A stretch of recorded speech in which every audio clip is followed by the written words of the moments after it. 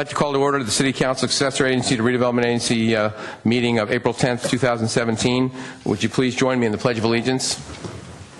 I pledge allegiance to the flag of the United States of America and to the republic for which it stands, one nation, under God, indivisible, with liberty and justice for all. Excuse me. Okay. Are there any changes to the order of the agenda? No changes from staff this evening, Mr. Mayor. Anybody on the dais? Anyone else? Okay. Moving on. A report from closed session. Mr. Rubens? There's no report from closed session, Mr. Mayor. Okay. The next item we have is presentations. We have to present a proclamation to the Rotary Foundation for their 100-year anniversary. So, Jeanette, let me come around here.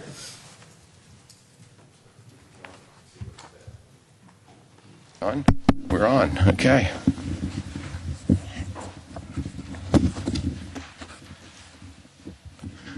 Any organization that lasts 100 years is pretty amazing. Why don't we step over here?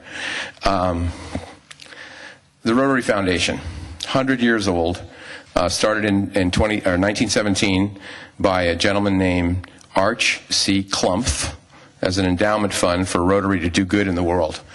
And I guess the endowment now has grown to $4 billion in this fund, and over the years they've provided over almost that much in grants in the last 100 years, fighting disease, clean water, health care for mothers, supporting education, local economies. Of course, for us, the Rotary's involved in Caring Covered, also in scholarships and a number of things in this city that help all kinds of folks, from young people all the way to seniors.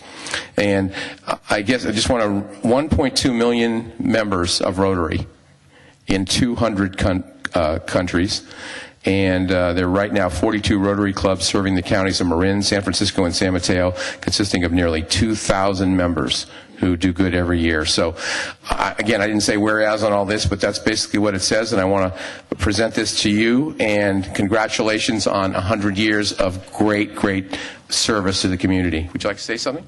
Yeah, I would. One thing it doesn't mention in here, I guess, is that the one big thing that Rotary has done is contributed to the stopping polio. And they've worked with the World Health Organization and the Bill Gates Foundation and been a huge contributor.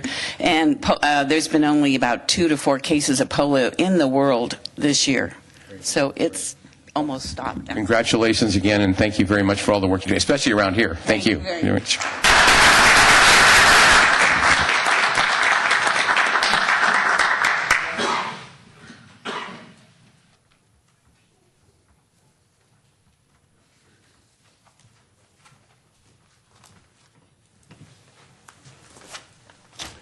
Okay, the next item we have is public comment.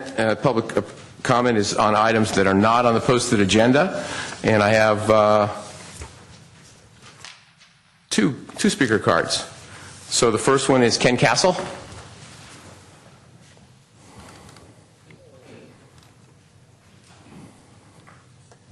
Good evening, everybody. I'm here to speak on the action that you started in January to have a review of the tree ordinance. I'd like to encourage you to expedite that process.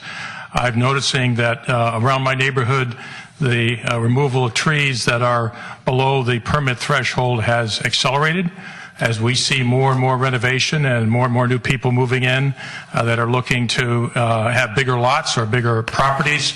They're inclined to look at our very weak ordinance and make moves on removing trees. I had 3 redwoods removed from the next door neighbor to my house about 2 weeks ago. One of the things I'd like to call to your attention, I know this is under study by the city staff with the possibility of bringing in a proposal for a consultant. One of the things that you might want to look at is that the county is undergoing a very, very extensive review of its tree ordinance policies. They formed a very large steering committee that consists of environmental groups, of a number of arborists, and many county staff from different departments. They've been meeting since October. They're looking to have some kind of a final plan by May. They have engaged in best practice research with other cities, notably Palo Alto and Menlo Park, who have been providing some feedback on their policies. And they're taking a look at city ordinances up and down the peninsula, as well as over in the coast. Obviously, their venue is the unincorporated areas, and they know that the cities might have a little bit of a different requirement or interest. One of the things that the County Board of Supervisors did in October was to pass an emergency ordinance increasing penalties for unauthorized tree removal, and they're rather significant, and I thought that was an interesting move, pending the adoption of a full plan. One of the things that everybody should be aware of is that tree trimming is an issue of major consumer concern because of unlicensed contractors, everything from illegal removal of trees to companies that have no contractor's license, who in addition don't know what they're doing, possibly might be submitting the owners that hire them to possible insurance repercussions, because your homeowner's insurance does not cover you if you have an unlicensed person or a non-licensed contractor who has an accident.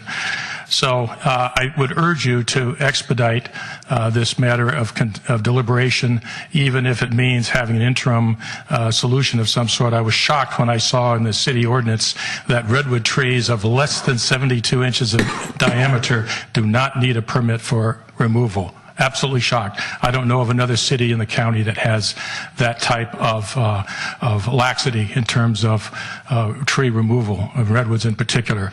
So again, I would encourage you to look at the county planning. They have actually a 25-page document on what arborists should do when they're making reports. I guarantee that the arborists that made the report on the ruby tree of one paragraph would not pass muster in this new requirement that the county is looking at. So I know that you have a lot of tree issues to consider, eucalyptus trees on San Carlos Avenue, as well as our heritage oaks and other trees. And so rather than reinvent the wheel and hire an expensive consultant, you might find a lot of good information by engaging in this discussion with the county. Thank you. Thank you, Ken. The next speaker is Tom Davids.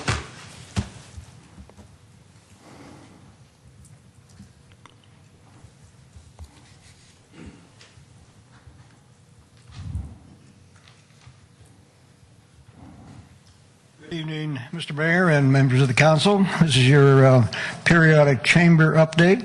I'd like to inform you of 3 activities this month that you might like to be a part of, and interested public as well.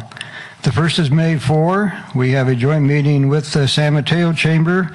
We call it a business expo. This will be at the brewery, Devil's Canyon Brewery, from 5 to 8. And there will be 50 chamber members showing their wares and talking about what they do. So that'll be an interesting event.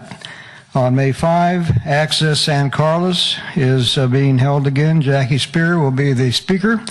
This is 7:45 a.m. to 9 a.m. And there's sure to be a large crowd, so get your reservation in early. And then finally, we have a joint mixer with Redwood City on May 17 at Domenico's Winery. And this is another chance to get together with your business people and those around us in Redwood City.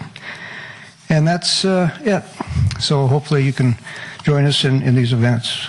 Thank you, Tom. Thank you. Appreciate the update. Thank you. Is there anyone else wishing to speak in public comment on items not on the posted agenda? Okay, thank you. All right. Next item we have is consent calendar. Consent calendar items are considered to be routine or enacted by one motion. There will be no separate discussion on these items unless members of the council, staff, or public request specific items be removed for separate action. Do I have a motion? Mr. Mayor? Go right ahead. Go ahead, Mr. Olbert. I just said move approval. Sorry. Second. All right. Moved and seconded to approve the items. Any discussion? Hearing none, roll call, please. Councilmember Collins? Yes. Councilmember Grocott? Yes. Councilmember Johnson? Yes. Councilmember Obert? Yes. And Mayor Grisilli? Yes. All right. Thank you. Reports to council. Reports are updates, and we're not going to be deciding anything on this. There's no action taken on these items. We have 3 this evening. The first one is on Wheeler Plaza parking and construction. Mr. Savay. Good evening, Honorable Mayor, members of the City Council. Before I begin, I'd like to make just a few introductions. We have some folks in the audience that may assist me in answering any questions from the Mayor and Council. We have Ray Panic and Henry Wang from KB Home, and we also have Steve Mooney from Impark.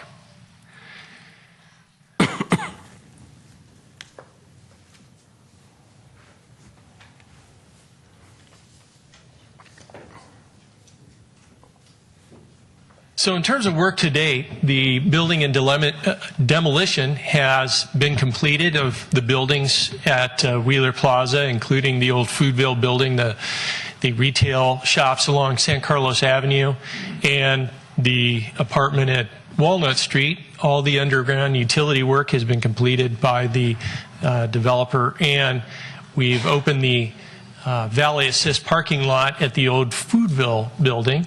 And as you know, the project timeline has moved a number of times as we presented this to the City Council, and we hope that tomorrow construction will begin in earnest. And it's been a very rainy season, but we believe things are going to be able to move forward. So you'll start to see construction activity out at the site starting tomorrow.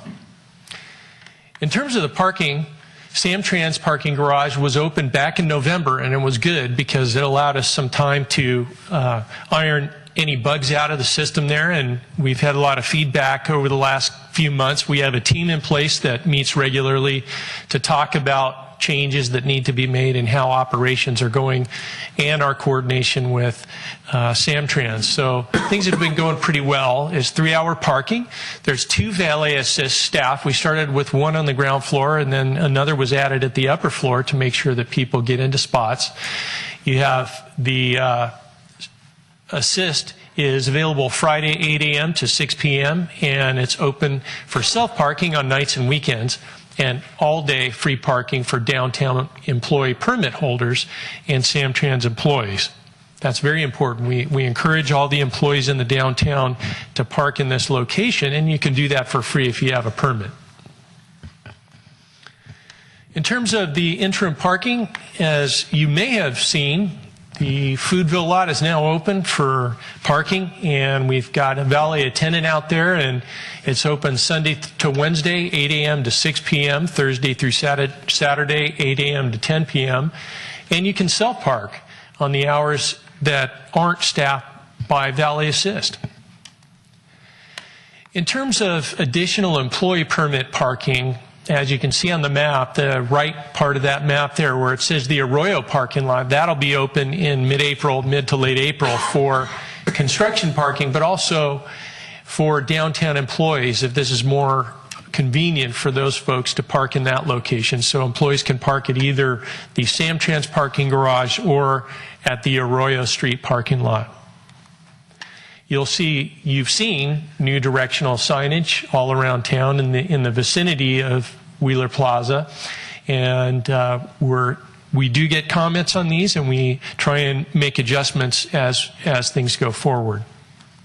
There's also informational signage. I know that the council was very, very interested in this, and there's a number of different signs around the site talking about what Wheeler Plaza is and contact information.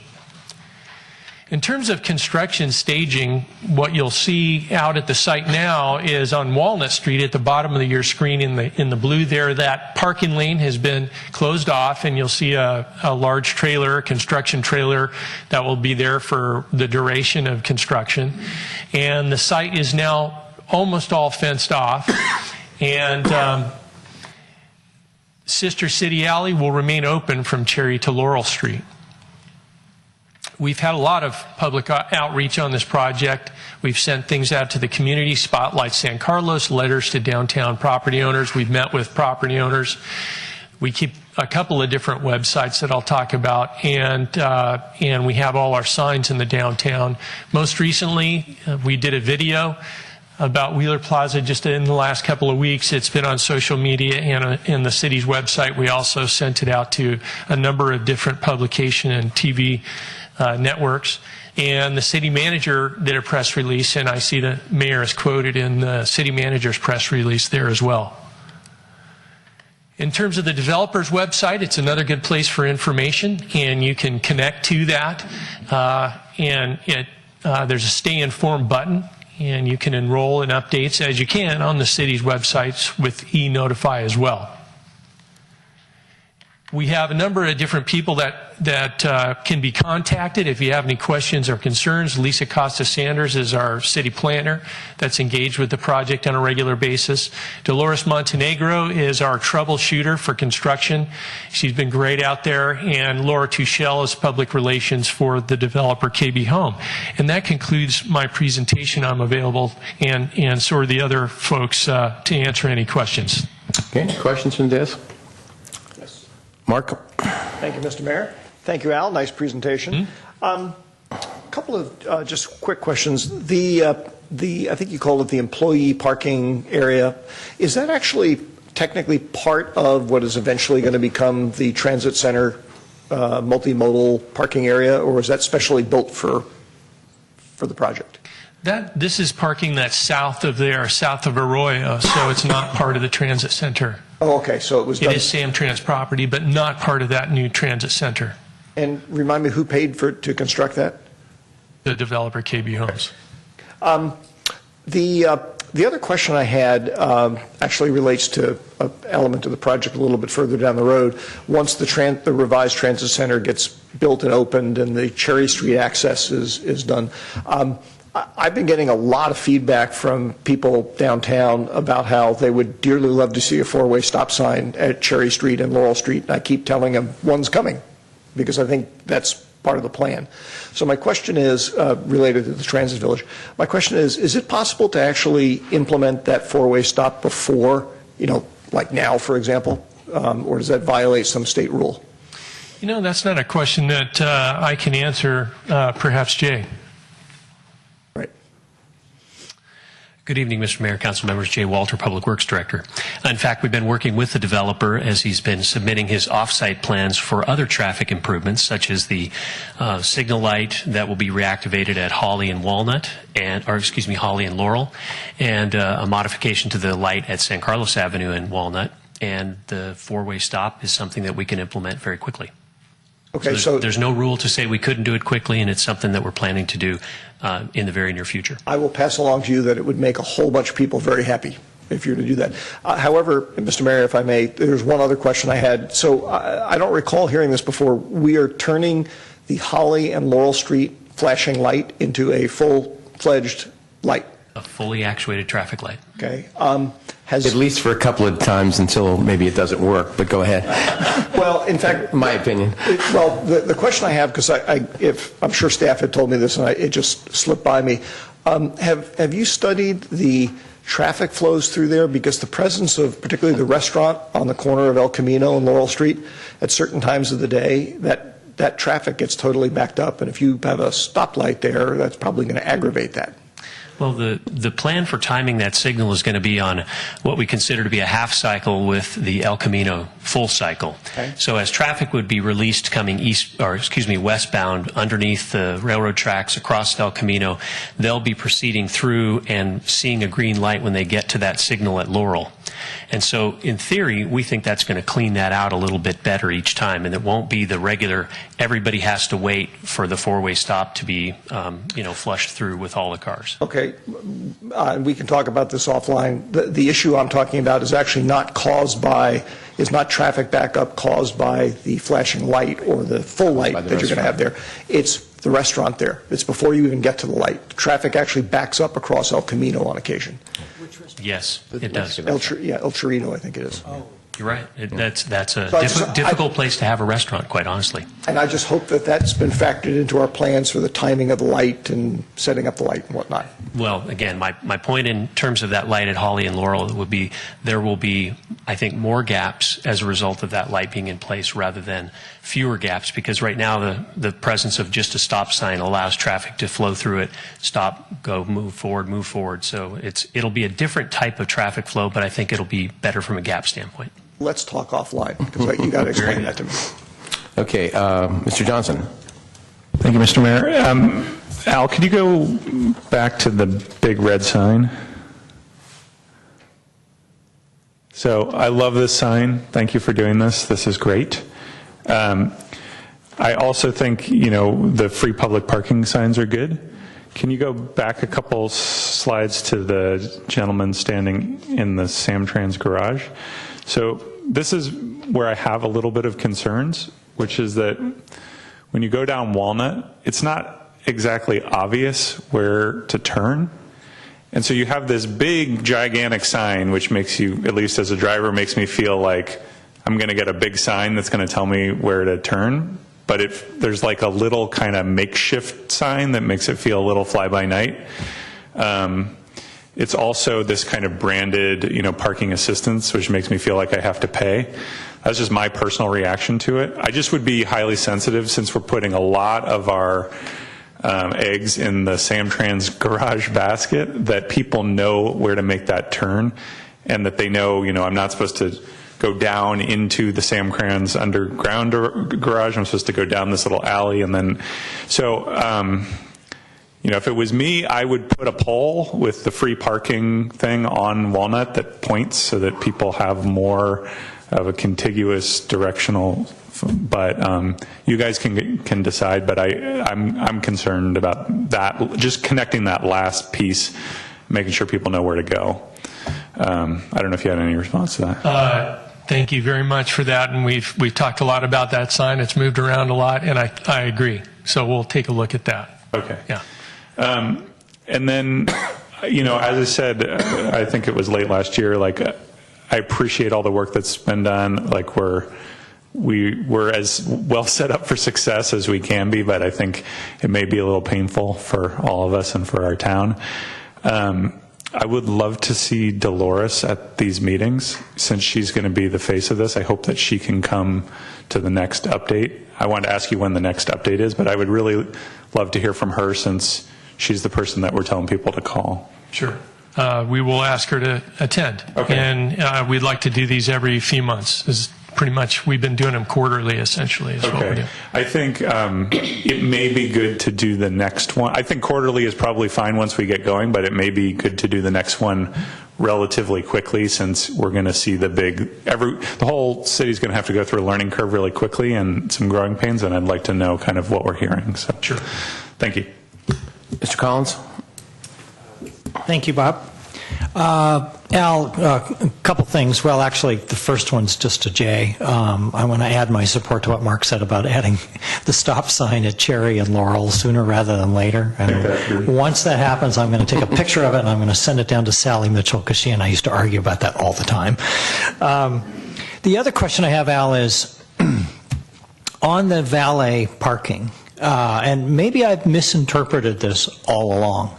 My impression of valet parking was that if once the lot where Foodville was full, that a person would take your car for you and park it over at the Samtrans garage. Is that not true? I'm going to have Steve Mooney from IMPark try and answer that question. Thank you.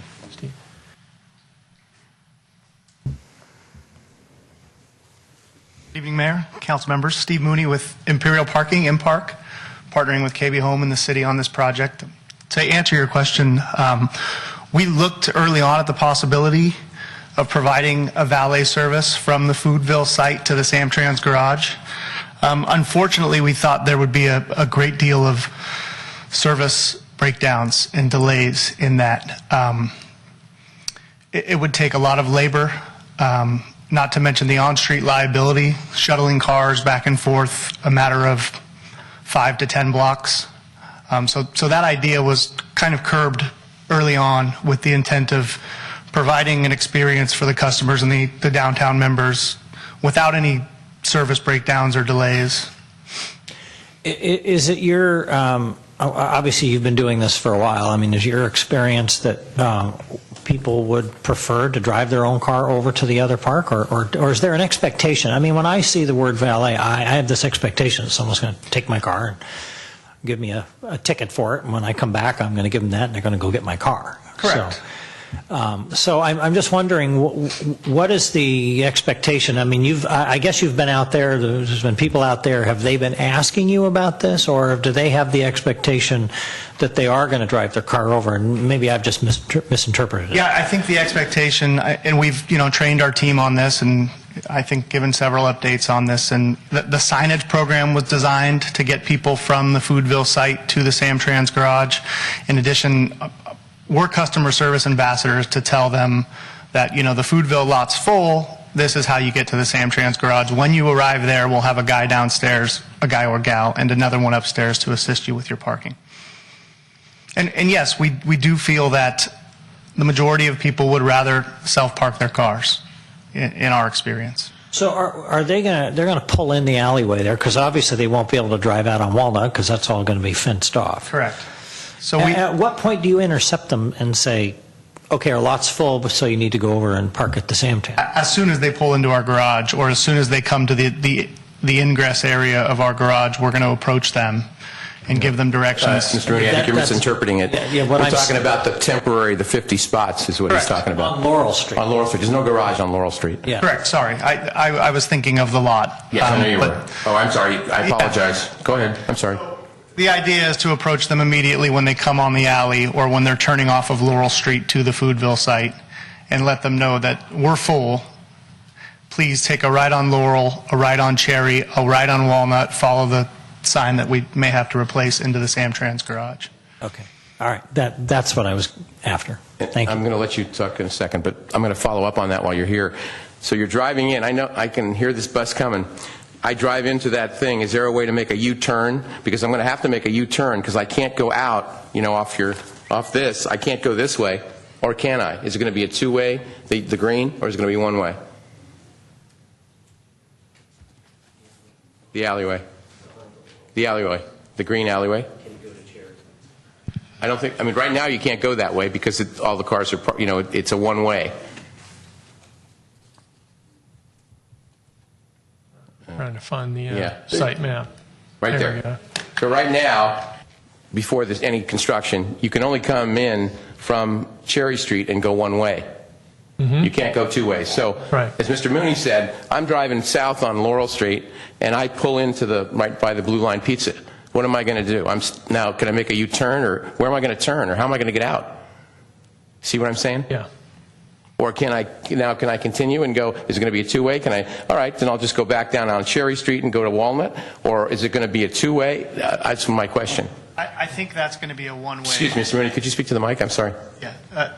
I believe, and maybe Henry might be able to chip in, but I think that alley is going to be a one-way, so we will need to have... From Cherry? Cherry to the lot will be one-way, correct? Right, okay. So then, is there a U-turn, how's the car is there a space to make a U-turn in there, or how are we going to do that? There will be space for a U-turn. Okay, great. Yeah. As long as there's space for a U-turn, because that's what I'm saying, at least half, I'd say half, maybe not half, but a certain percentage, 25, 30% of the cars are going to be going south on Laurel Street. And what you're really, the big thing is, of course, to have the big sign way out front so that it didn't even turn in if it's full.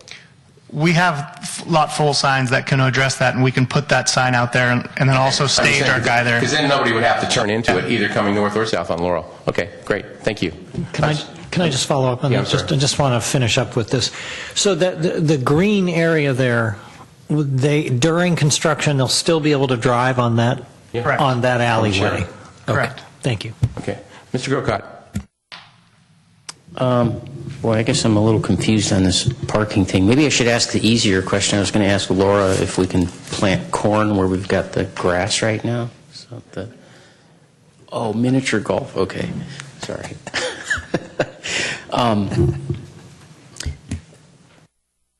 So a couple things, mostly just, I wasn't going to ask any questions, but after hearing everybody's comments, I have a few things. We get called, so that's why we're asking questions. What's that? We're going to get asked. so Yeah, we've gotta know the answers. exactly. That's true. Regarding doing quarterly, the answer you gave, Mr. Johnson, it came to mind that similar to what Cameron said, but I'll put it a little differently. Like in construction, you have what are called draws, right? So as you're going along in construction, you get to a certain point, the contractor asks for a draw payment. And those are certain landmarks. And it seems to me that's how some of these updates ought to be, that they would come in advance of that landmark. So, if we're going to start, say, framing, and the contractor's going to have a lot of lumber out there, and he's going to want to stage that in a certain area, and it's going to interrupt traffic on Walnut Street. I don't know if that's going to happen, but it could. So staying in close contact with the developer / contractor to know what those landmark things are. I'm sure Mr. Valley could help you in the awareness of some of that. And then having updates to the council, really to the public, to say, this is going to be going on, the contractor's notified us of this, we're going to expect this kind of interruption in 2-3 weeks. That's not going to be a perfect thing, I'm sure. There will be things that happen where we'll get caught off guard. But as much as it could, I think that might be helpful in addition to, or in lieu of, in some cases, I guess, of the quarterlies. That's Makes sense, yeah. okay. The second comment I had was about valet parking, and I'm not sure about that, using that terminology, because I agree with Mr. Collins. It sends the message that you can pull into the lot, someone will take over your car, you're free to go to the restaurant or wherever you're going, and you come back and, here's my ticket, go get my car. And that's not what's happening. What's happening is more direction-assisted parking, sounds to me like. So, Steve?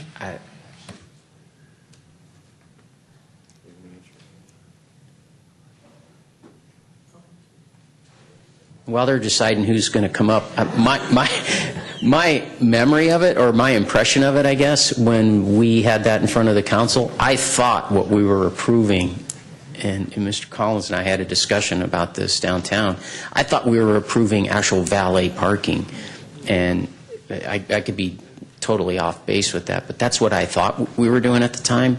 And like I said, it sounds to me more like what we're doing is a direction-assisted parking. I can talk a little bit about that. Early on, we did, as Steve mentioned earlier, they did look at valet parking, the traditional kind where you give the keys. But what we heard is that the feedback is that people want to keep control of their vehicles because you have a lot of stuff in your car. Some people use it as an office, and you've got your gear, and people wanted that privacy, and they wanted security of knowing that they would have control of that. And so that was one of the things that I think that we heard and that MPark understood. But I'm going to let Steve add to that if he would like. Yeah. So we are arranging this lot in a manner where we'll call it a valet assist lot, meaning when the lot fills up with the self-parking stalls, we are prepared to valet park cars in that lot as well. But not Samtrans. Not Samtrans. Oh. From what we understand, Samtrans isn't designed to have more cars parked on the floors based on its structure zonage. So what I'm hearing there is, with valet parking within that lot, you can fit more cars. Mm-hmm. But once that lot is full, Valley goes away. valet goes away. Okay, I get it. All right.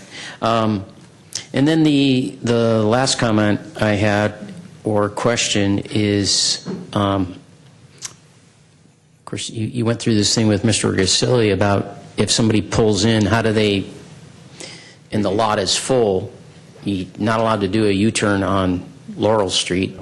That's news to a lot of people, but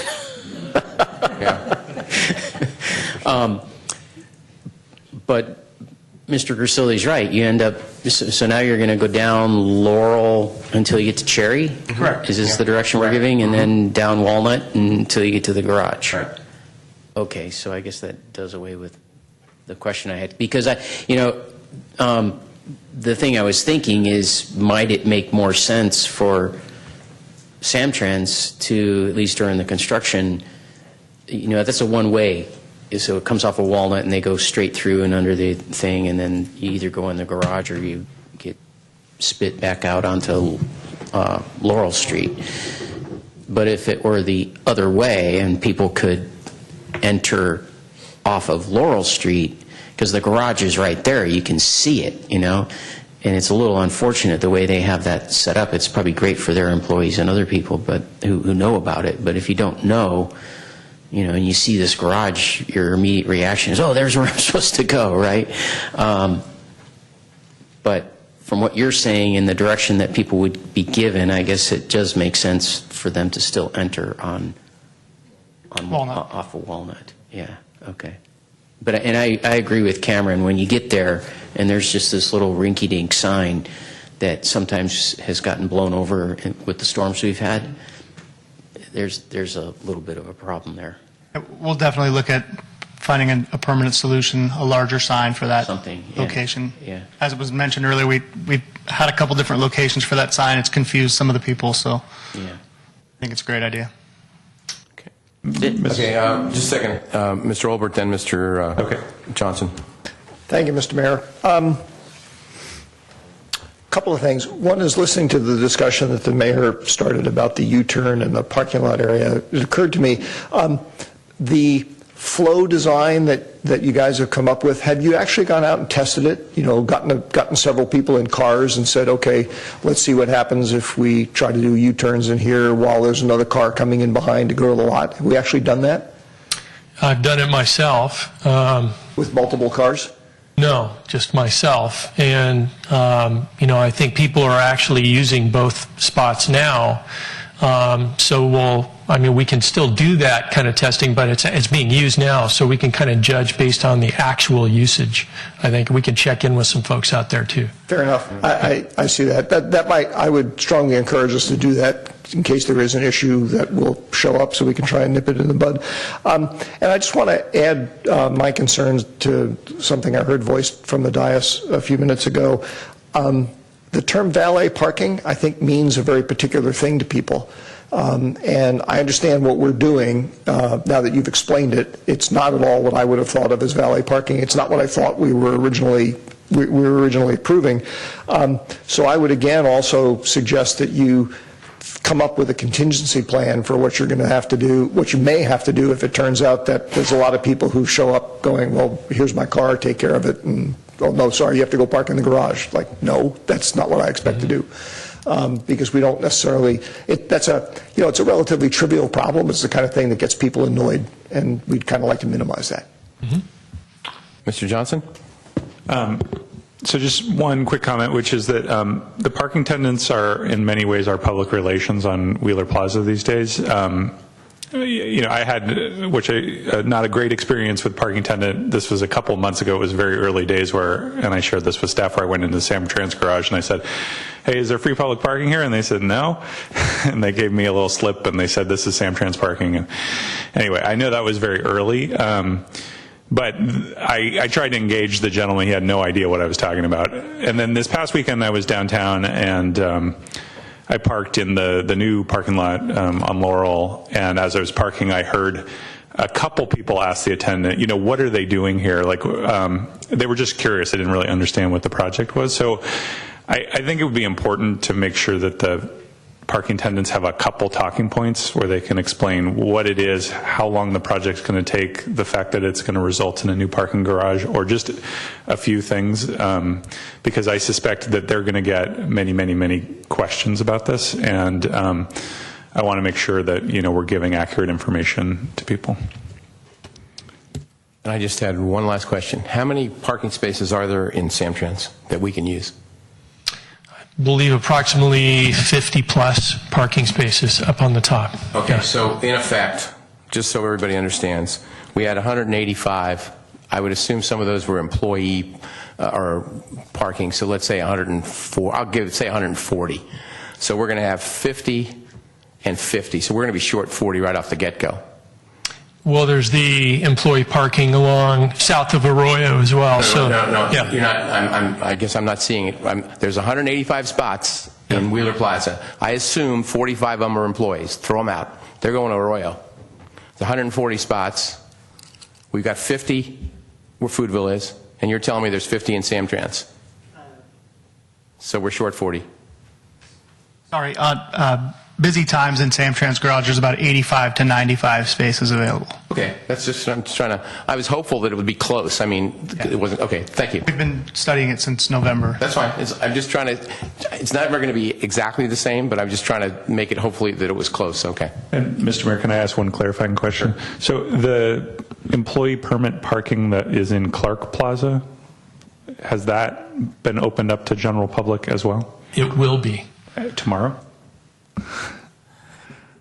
This week, okay. And that's a couple dozen more spots. About, 20 to 30, something like that. 30, yeah, 30-ish. Okay. Okay. Great. Mr. Grocott, last question? Last question. I noticed, or I just have always noted, that when we do the farmers market, the vendors tend to park with their vans and stuff on the perimeter of Wheeler Plaza, and they won't be able to do that. So has there been any communication with the vendors of what they're supposed to do and how they handle that? That's the chamber. The chambers, we talk to the chamber quite often about this. They're highly aware of the parking situation downtown, and so we'll check back in with the chamber to make sure that they convey what's going on. Yeah. Great. By the way, thank you very much for your patience, but there's a lot of questions that are going to be asked, but they're not going to ask you or you or you. They're going to ask us, and we want to know the answers. And so that's why we're sort of pressing on this. But I know you guys have got plans, and you're professional, so I know you know how to do it. But that's I just want to make sure you understand that's why we're going here, because this is the biggest lot in town, and it's going away. So, Mr. Mayor? Yes, sir. One quick. Apropos your discussions that you've been having with the chamber, please make sure that they are not planning on using some of the other parking spaces. I mean, in other words, that could be their solution. They need to be advised that that's not going to work. thank you, Al, very much. Thank you very much, gentlemen. Thank you. Thank you. Okay, 8B, report to council on state of the streets. Mr. Walter. Good evening, Mr. Mayor, members of City Council. Jay Walter, Public Works Director. Tonight we'll be talking to you like we have usually every couple of years, come back with sort of state of the streets. What's happening in San Carlos as far as pavement performance, and what are some of the typical issues that we face. And then at the end of our time, I'll provide you a little bit of information on the recently signed legislation for transportation funding, which provides us a little bit more. But for now, I'll turn this to Grace Lee, City Engineer, and she'll be doing the presentation tonight. Good evening, Mayor, Council members. Grace Lee, City Engineer.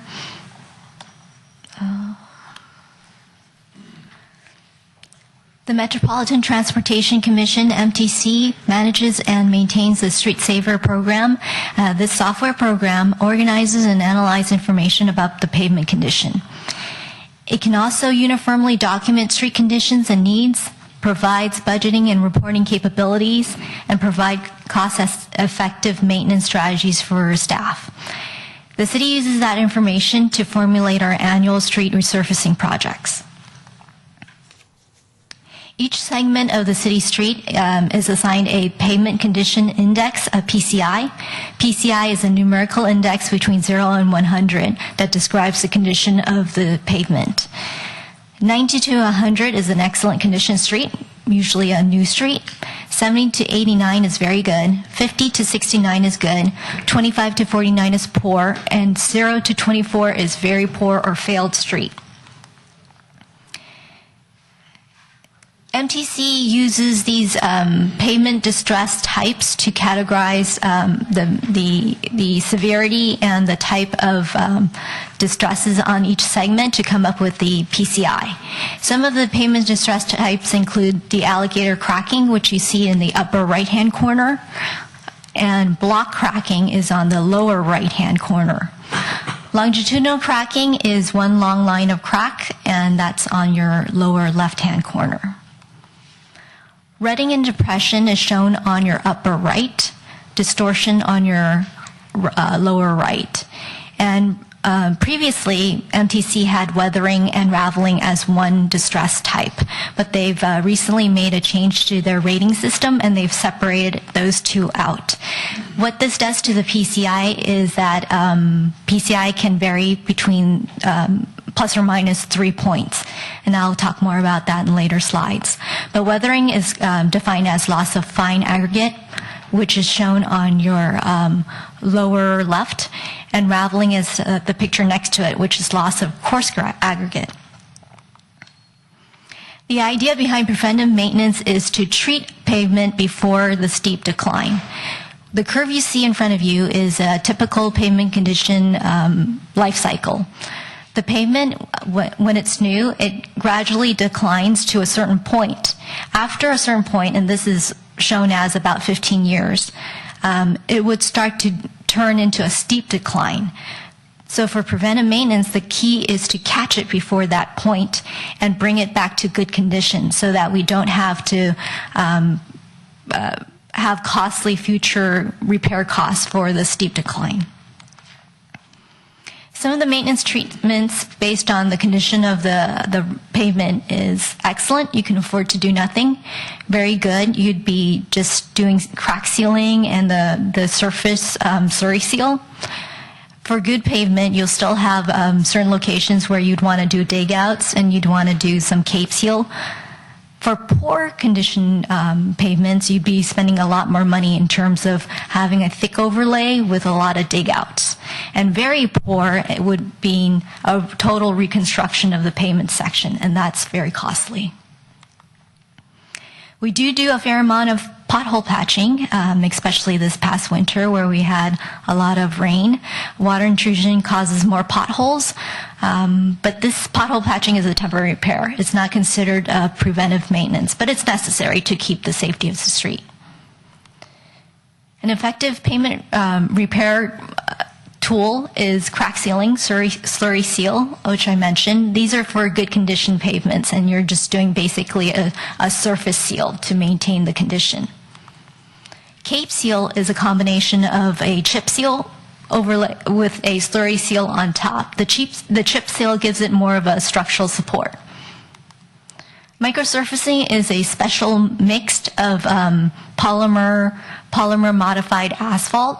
It is more expensive. It does give it more of the pavement more of a structural support, a little more costly as well. Then we would look into the most costly, which I said, the reconstruction or the thick overlay, and that's redoing the whole pavement section from base to asphalt. The city, we laid out a 5-year plan for our pavement plan. We have street segments already picked out for each year, and that's so that we can coordinate utility projects such as sewer projects or storm projects, so we don't end up digging up the streets right after we pave it. A look at our street network. For the city, we have about 37%, that's residential local street. 12.5%, that's Collector Street, and 15.6%, that's arterial. Our PCI for 2016. For arterials, our PCI is 77, Collector 63, residential local 61, and an average of the total citywide is 65. 65 is considered a good condition. Looking at historically where we've been at, we've been hovering around 60, and you see that our current index is 65, and that's partly because of the rating system change that I talked about, the weathering and raveling. That can contribute to 3 points, so really we're 62 compared to the others. But we're hovering around the good area. And comparing to our neighbors, we are about the lower mid area compared to our neighbors. This chart shows the correlation between PCI and annual funding levels. So with a current PCI of 65, if we were to spend no money at all on the pavement, in 5 years, in 2021, our PCI will fall down to 55. With in order to maintain a PCI of 65, we would need at least $1.9 million annually to spend on our pavement projects. With the 90,000 budget, we're expected to have a slight decline in our PCI to 61 in 2021. And it'll take $3.1 million annual budget to increase 5% of PCI, so 65 to 70. And 10.5, or is it 10.6? 10.6 million to bring our PCI up from 65 to 85 in 2021. So the takeaway in this slide is we need to at least spend 1.9 million annually in order to maintain our PCI of 65. Traditionally, or historically, gas tax has been our main funding source for pavement projects. And Jay mentioned earlier he has more information about the recently passed bills that will increase gas tax for the city. And highway users tax is also varies with the sale of gasoline, and it's the federal version of the gas tax. In the past, we've consistently had to use general fund to subsidize or support pavement projects, and with a 1.9 million annual need, most likely we'll still need general fund support. Rubberized asphalt grants are not as attractive because, from our experience, the cost of using the rubberized material isn't covered by the grant. So we're basically paying more to use that material. And we always look for federal funding as much as possible. Recently, we've been granted a One Bay Area grant, about $550,000 for a pavement project, and that's going to be programmed in the fiscal year 17-18 program. And I can answer any questions. Mr. Walter, did you want to comment on those other items before we get to questions?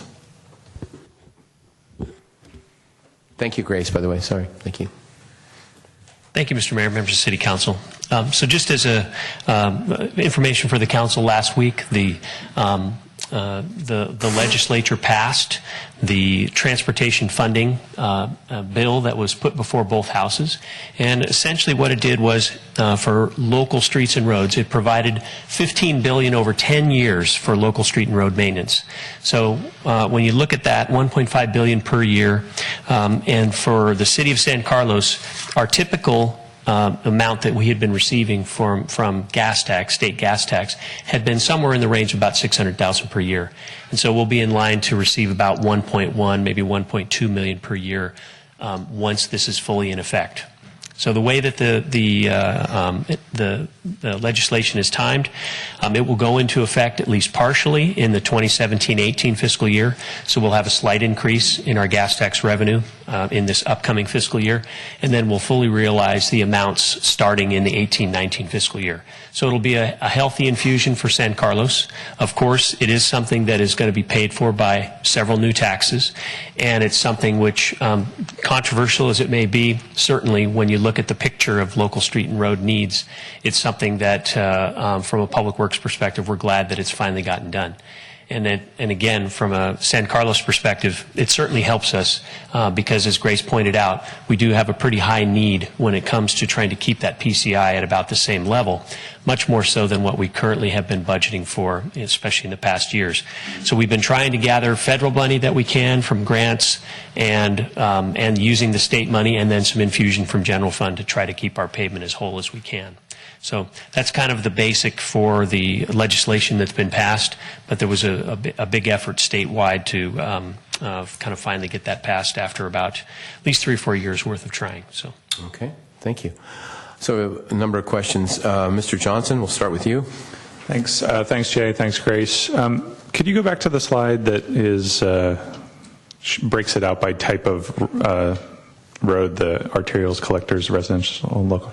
So when I look at this, it's like the arterials are actually very good. My guess is that they degrade faster. Is that right?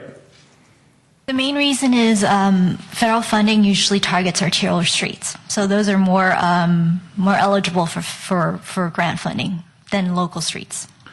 I guess my broader question is when you guys project out the decline of the overall PCI, does it factor into the idea that, you know, our arterial streets, which gets the most wear and tear, are actually quite good today?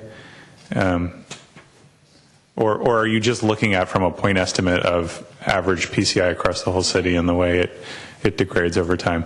My question is like, are we overinflating, like the street in front of my house, which was paved last year, and this is just anecdotally, from my perspective, it didn't need to be paved. It gets very little wear and tear, and yes, it may degrade very, very, very slowly over time, but there's very few cars that go down it. If it's a 61, it doesn't seem like it has that much.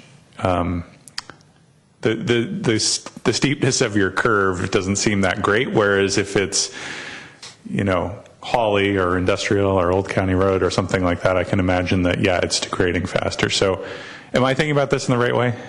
Yeah, I mean, wear and tear obviously factors into it too. And then the key is to catch it before that steep decline, and it varies between, you know, depending on usage on it as well. It's not just the years of it. So you're right, that curve that I show you wouldn't just be a year. That's a typical pavement. Okay. But if something like Hawley would probably accelerate faster, and we have to catch it before that turning point. And I think that's the trick, knowing where that turning point is. Right. So I guess my question is, when you project from the 65, are you projecting based on a 65 point estimate, or are you projecting on a spread saying that, hey, the arterials are actually at 77 and the residential streets are at 61, and you're projecting off of that? And I don't know if you know the answer to that, but it seems like you would get different answers depending on how you did the analysis. So this is done by MTC, and I believe that they average all the street segments. So they're all equal. And that's why even though our arterials are pretty good in 77, but because we're residential local has dragged down the average to 65. So my guess is that based on that, it's not as bad as you're projecting it here, and it would cost less. That would be my guess, but you know, you guys are the experts. But I think probably from the average commuter in town, the driver, like that everybody cares about the street in front of their house, yes, but they probably care more about the arterial streets. And if the arterial streets are in great shape, then maybe the amount of investment that's needed might be a little bit less. So. Okay. Mr. Collins? Thank you, Mr. Mayor. Just a couple. You mentioned that the new gas tax money is going to bring us, we think, about $1.1 million a year. Is that on top of the 900 that we already have budgeted? So would that be $2 million? Would we be adding it to the 900 that we already budget? So the current amount we get from gas tax revenue is about $600,000 per year. So effectively, we're doubling the gas tax revenue that we would get each year. So the budget of $900,000, it always has reflected either a federal grant infusion or some general fund that's put towards the street reconstruction program. All right, and then the federal money, how much is that? It varies. Typically. Generally about $550,000, and it's a calculation that's done through the MTC as our regional, kind of the one who doles out the money through our 9-county Bay Area region, and it's based on population, and so that's just something that we would typically get formulaically as it would be available every couple of years. And have you heard anything with the change in administration as to whether or not that money is going to continue to be forthcoming? Have heard nothing. It's been very silent compared to what's been happening at the state level as it relates to local streets and roads funding. Is that a no news is good news or a no news is bad news situation, in your opinion? I don't want to put you on the spot, but at this point, actually, I'm optimistic that there will be additional funding made available for infrastructure repair. How much would actually go to local streets and roads versus what goes to bridges versus what goes to other transit or transportation needs? Hard to say at this point in time, but I know it's on the radar screen. Thank you. Mr. Olbert? Thank you, Mr. Mayor. Thank you, Grace and Jay. Just a few questions. Do you have any sense of what our PCI was back, say, in 2005? I'm thinking basically before the Great Recession, when presumably we had to defer doing maintenance for a while. Ancient history, right? Okay. The only other comment that I had is I think actually if I was following it correctly, the discussion you were having with Cameron, I'm not exactly sure what the average person's view is of the relative importance of arterial streets versus the streets in front of their house. I can just say anecdotally, the only streets I ever get complaints about are people complaining about what the street in front of their house looks like. I've never had anybody complain to me about the state of San Carlos Avenue or El Camino, and that may be because they're fine with it, or maybe because they think it's not our responsibility, and so there's no point in complaining about it.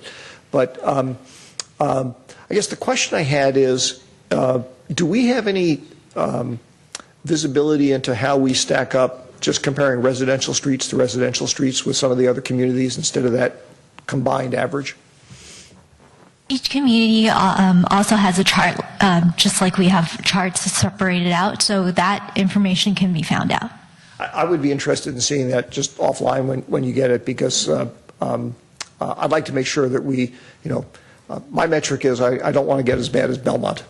And I know they're working hard to try and bring themselves up, but that's sort of my bottom line. So, thank you. Mr. Grocott.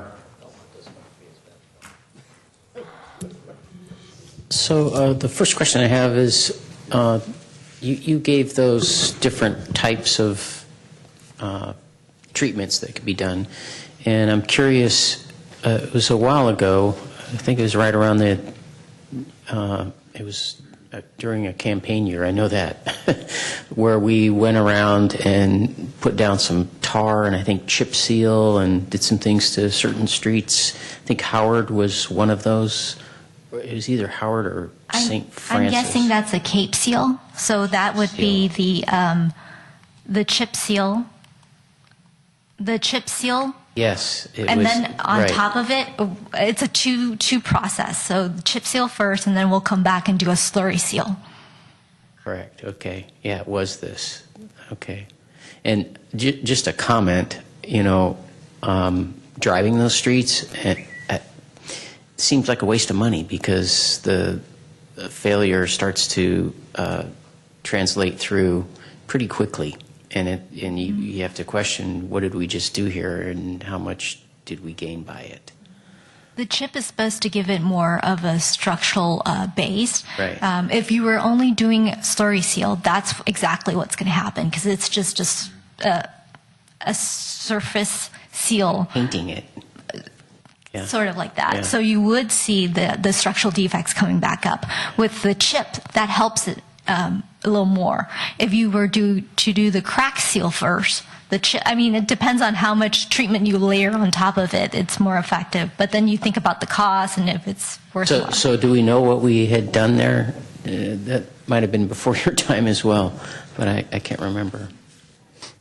It sounds like it was a chip seal, and unfortunately it sounds like the area that was chosen to be chip sealed either wasn't adequately crack sealed or repaired ahead of time. Because typically what you'll want to do is, in an area that generally looks pretty good over several blocks, you may have some small areas of repair that you need to do where you'll dig it out and put in some new asphalt.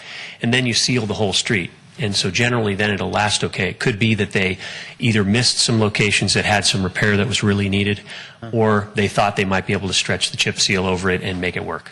Okay.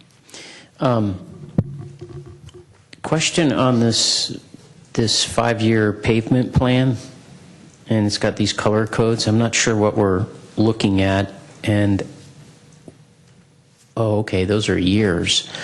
And when we're talking about a 5-year pavement plan, what type of work are we talking about doing? Do we know, or we'll know when we get to it? Yeah, so that's generally when we go to design it, we'll focus on what exact treatment we'll do. Mm-hmm. And lately we've been doing a lot of dig outs, large area dig outs with overlay, like a 2-inch overlay. Mm-hmm. So that's if the payment's in good condition, then we just do a slurry seal or some crack seal. So it really depends on what that area, the needs are. And then it can be a combination of that project. So the color that you see is just the area we target to go and design, just so we know that if we're going there next year, we should do all our utility digging, previous to that. But is there a comparison of data of graded streets, grading being, that grading that you gave us that add up into these numbers? That's all taken into consideration, and so that's how you develop this plan. Right. Okay. So in the Street Saver program, it has every segment of street in the city, and it shows the different distress type and the severity, and that gives it that index, that PCI. So when we formulate where we want to do our work, it'd be based on, well, do we want to bring this PCI up? This will help ours, or how much money, and it depends on how much money we have to spend too. Certain ones it would be too costly to bring it up. Then we said, well, maybe later years. So that comes into play when we think about maintenance strategy. And the software itself also gives recommendations on how they think you can raise your PCI. Raise your number, yeah, okay. And I did notice 3/4 of our road miles are the ones that are in the 61 rating, the residential streets. Mm-hmm. So that's a lot, relative to total miles, right? But it does sound like with the infusion of the gas tax vehicle fee, that and then comparing what you were talking about, how much we should be able to budget based on getting some grant money from the state on that, and what we were getting, and then where that would put our number, it sounds like we're going to be able to raise our score and take care of some things. The Street Saver is telling us we need 1.9 million annually to keep our PCI. And if we're saying, to keep it.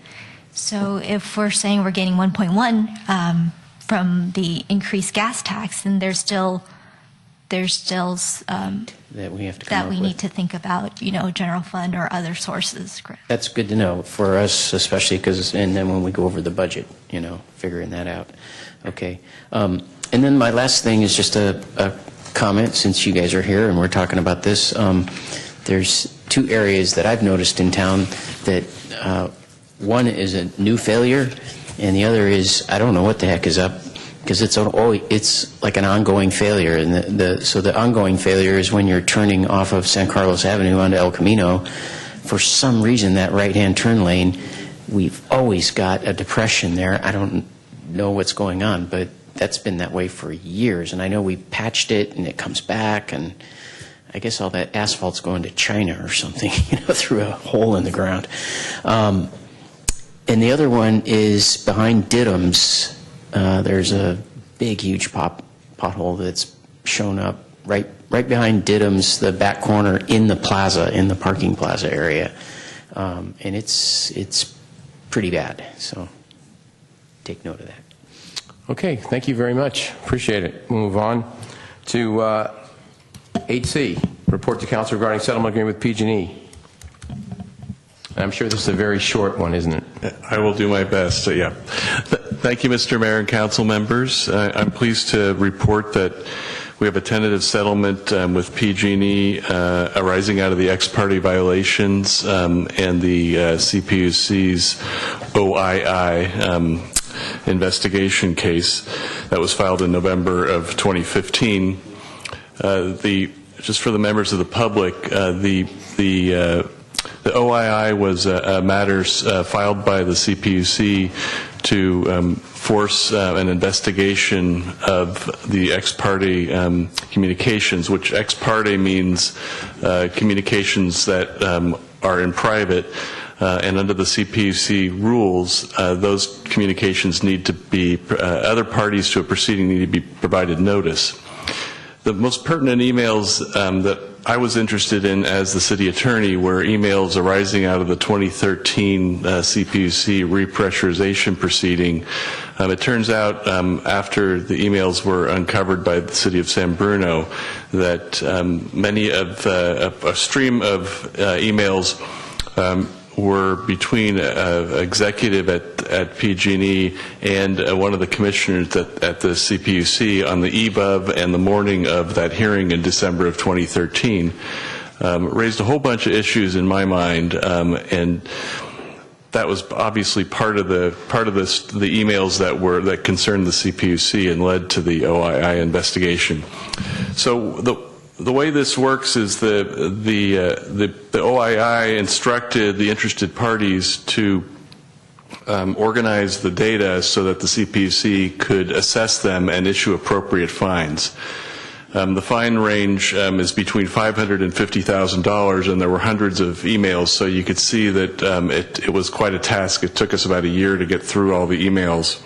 As a result of that, the parties who were the interested parties, which included San Carlos, San Bruno, and some non-governmental agencies and governmental agencies, shifted to settlement negotiations in December of 2016. So as a result of all those negotiations, the parties agreed to the settlement of $86.5 million, and that $86.5 million is divided in a couple of different ways. So, next slide. So the first part of it, of course, is to San Carlos's general fund received $6 million for the communications. The ones I just described a minute ago, they were extremely important to the safety of San Carlos residents and justified that part of the settlement.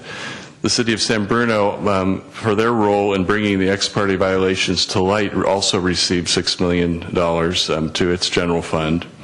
$73.5 million will be in the form of rate relief to gas customers of PG&E in the years 2018 and 2019, and then another $1 million from PG&E's shareholders will go to the state's general fund.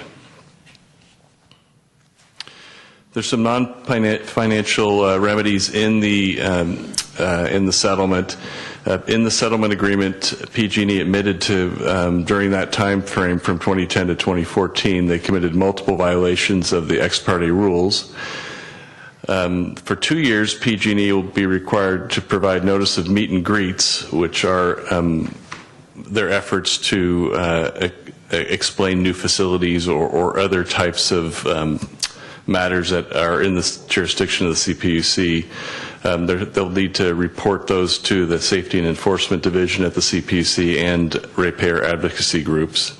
And for 3 years, PG&E will provide investment-related information to decision makers. PG&E will provide communication to the CPUC's and Safety and Enforcement Division and ratepayer advocacy groups if they provide that information. And then also for executives at PG&E, they'll require additional ex parte rules training.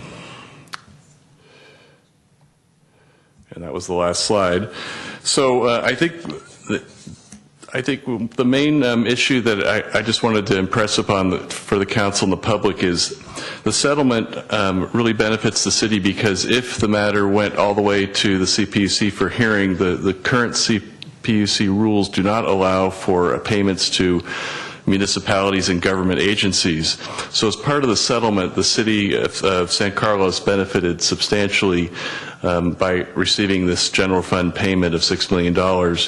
And then one last thought before I take any questions. The city, since 2013, as reflected in the staff report, has spent time, effort, and money trying to protect the residents from the impact and the safety concerns about Line 147 that runs up Britton Avenue. And that amount exceeded by our estimate of over $1 million for that. And then the rest of the settlement was really to address and punish and deter conduct by PG&E similar to this in the future. So with that, I'm available for any questions from the council. Mr. Rubens. Mr. Albert, do you have a couple of questions? Yes, thank you. And thank you, Greg. Actually, first off, congratulations on doing this, and thank you very much for your hand in getting this here. I had one question and one quick comment. Quick question is, has the CPUC decided on their side of the table if there's been any, I guess I would call it, for lack of a better term, call it disciplinary action for the commissioner who was involved in the ex parte communications? Well, I don't believe there were any direct disciplinary proceedings brought, because curiously, the receiving of the information by the commissioner is not a violation. It's the violation is on the regulated utilities. That's fair. But I think the commissioner that was involved in our case was not reappointed. Okay. And the comment I wanted to make, just actually to the entire dais, is I actually hope before we finalize the budget for this year, I hope we'll have the opportunity to consider what to do with the $6 million, meaning I hope that it gets approved all the way through and signed off. I actually hope that we would have some discussion prior to getting into the budgetary discussion about how we ought to decide to use the money. And what I mean by that is, absent anything else, it'll just go into the general hopper of money coming into the city, and it gets doled out to whatever projects are there. I tend to view it as a fairly extraordinary award. At least I hope it'll be extraordinary. I'd not like to have to go through this whole thing again in order to get the $6 million, get another $6 million. And given that it's an extraordinary source of income, I think we ought to discuss whether or not we want to have some kind of extraordinary use for it. And that doesn't mean we should, but I'd like to have that discussion. So I don't know if anybody else is interested in that, but I'd love to see an agendized discussion of just what do we do with the money. Okay. When is our next Retreat. Mr. Malpe, when's our next retreat? June 9th. June 9th.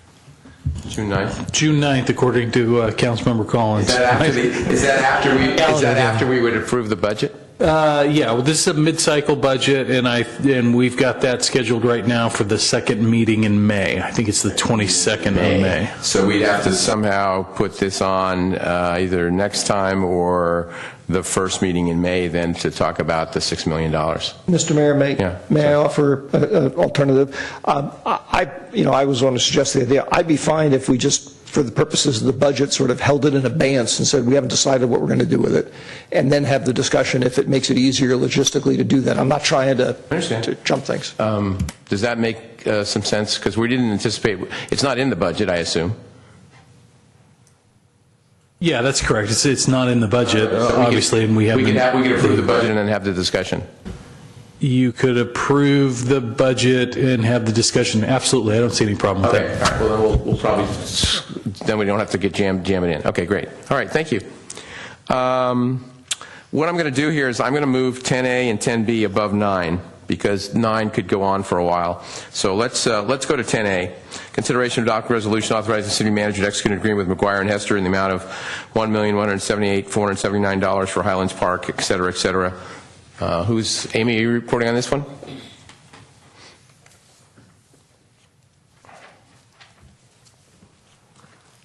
Good evening, Mayor Gracilian, fellow council members. Amy Newby, Parks and Recreation Director.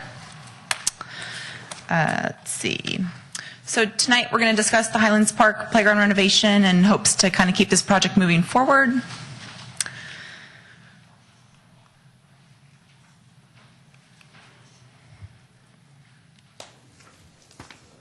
Okay, a little background to remind you guys of the project and Highlands Park itself. The current playground was completed in 1998. It lacks creative play elements and inclusive play. It doesn't meet current access and safety regulations. In June of last summer, the city began working with landscape architectural firm SSA to begin the design process. We held community meeting and presented some conceptual design ideas at the commission meeting. And then, if you recall, in November of last year, we presented the designs to you guys, who approved the plans and specifications for the project. The project is not only the play area renovation, but it also includes the replacement of the park restroom. So just a little bit about the project. It is going to expand the footprint of the play area. The current size of the play area prohibits an increase in number of play features. And the expanded footprint and creative placement of play features will expand the play area. The new gated entrance adjacent to the restroom facility will provide controlled in and out access and will act as a safety barrier between the play area and the parking lot. It will have accessible, inclusive play elements, including the oodle swing you see there on the top left of your screen. This is a great piece for a group of about 4 kids to swing together, promote socialization, inclusive play, and is not in any of our other parks, as you may be aware. A sun deck that you see on the top right hand of your screen will be constructed around an existing tree at the entrance of the 5 to 10-year-old play area to provide additional seating for families and other park visitors. The current restroom does not meet our park needs and will be replaced with a designed prefabricated restroom with additional stalls. The overhead view of the site plan with additional improvements, including an improved accessible path up to Stadium Field that you see at the top part of that image, an improved entrance into the play area, new concrete to match existing concrete in that area. And then just looking at the overhead view of the site, the location of the play areas so that you get kind of some an idea. The 5 to 12-year-old area is in the top hand of your screen, and the lower portion is the 2 to 5 or tot area. This is an image of the 5 to 12-year-old play area with 2 treehouse pieces, one in the upper hill on your way up towards Stadium, and one down in the main play area with a bridge connecting them. The net climbing features are also part of this large piece. So this is how you can kind of see we've expanded the footprint, and we brought one of those tree houses into kind of in the tree grove. The climbing equipment on the left encourages natural climbing while providing an exciting element of challenge for the kids. For the tots, the ABC Climber can help to improve motor skills, coordination, strength, and agility, and challenge them in a safe manner.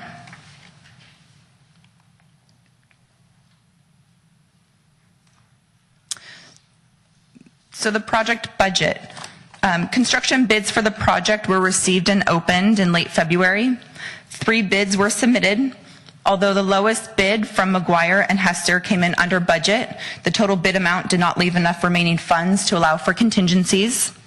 Funding in the amount of $1.2 million is currently budgeted. Staff is requesting an additional appropriation of $100,000 for contingency. The Parks and Recreation Foundation has a long-standing partnership with the city, providing funding for various park projects, small and large. We currently are working with the foundation on finalizing the naming opportunities for Highlands Park. The foundation plans to launch the program for Highlands at Hometown Days next month. The total funding contribution amount will be determined in a few weeks, and there will be many naming opportunities at various levels for members of the community to be a part in for Highlands. And as you recall, other community naming opportunity programs the foundation has led include Burton Park Phase 1 and Burton Park Phase 2. So next steps, if the agreement with McGuire and Hester is approved and if additional funding and expenditures are approved, we would be able to start construction next month in May, and the project will be complete this fall. I'd be happy to answer any questions you may have. Thank you. Mr. Olbert. Thank you, Mr. Mayor. Thank you, Amy. 2 questions. One is apropos of the discussion we just had a minute ago. As I recall, in an earlier agreement with PG&E, they were making some contributions towards the Parks and Rec Foundation, were they not? Is that correct?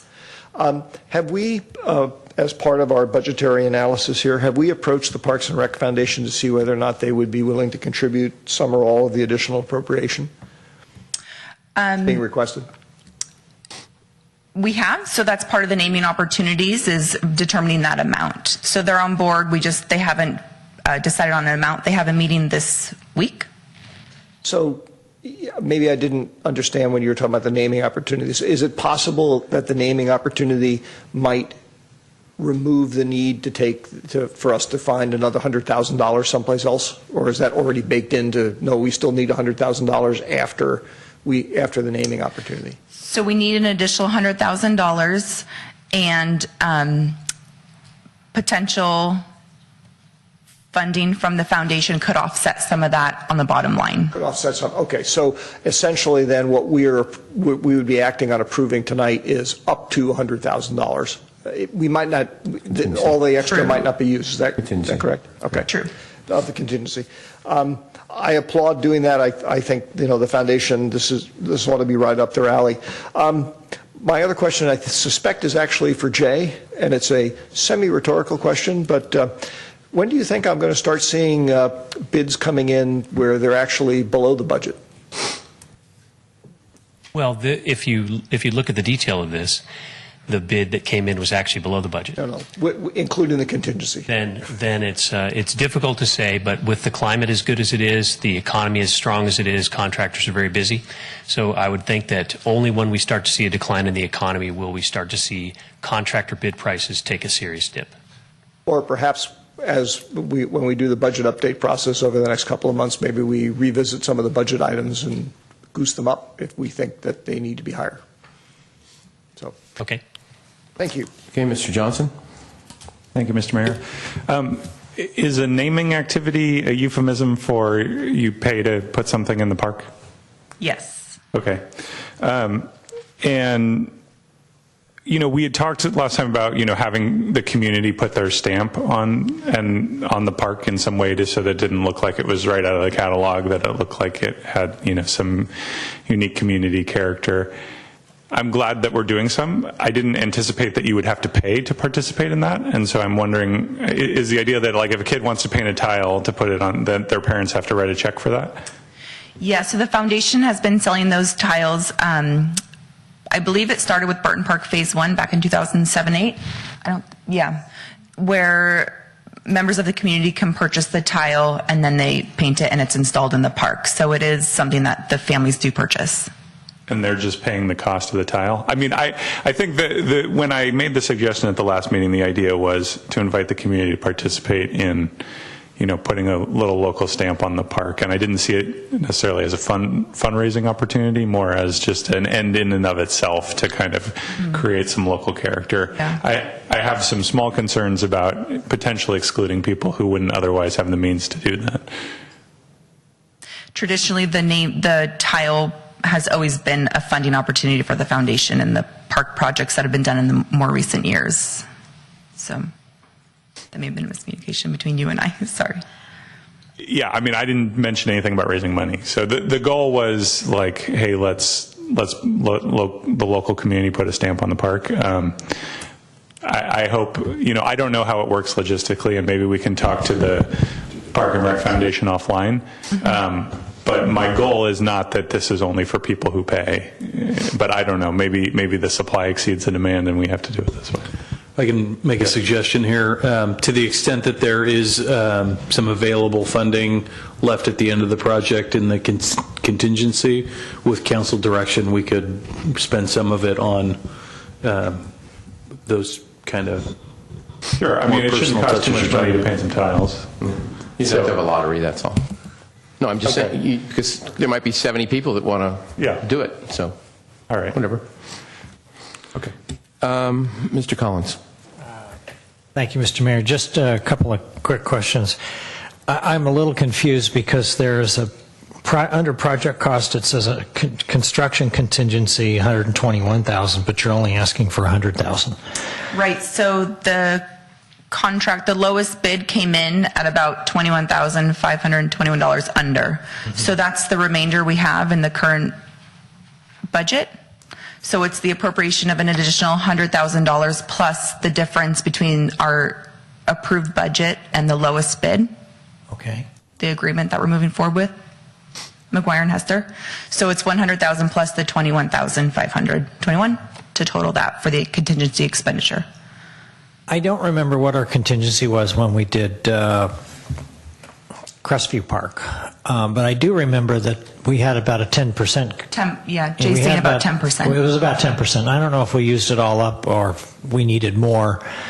But I do remember with the ACC remodel, the 10% wasn't enough. And so I'm wondering if maybe we ought to have a discussion in the future as to whether or not we want to agree that we should build in, higher contingencies. So that's just sort of a process comment. But my really the only other question I have is, do you think a 10% in this particular case is enough? Do you think it'll cover it? Yes. Okay. All right, thanks. Mr. Grocott.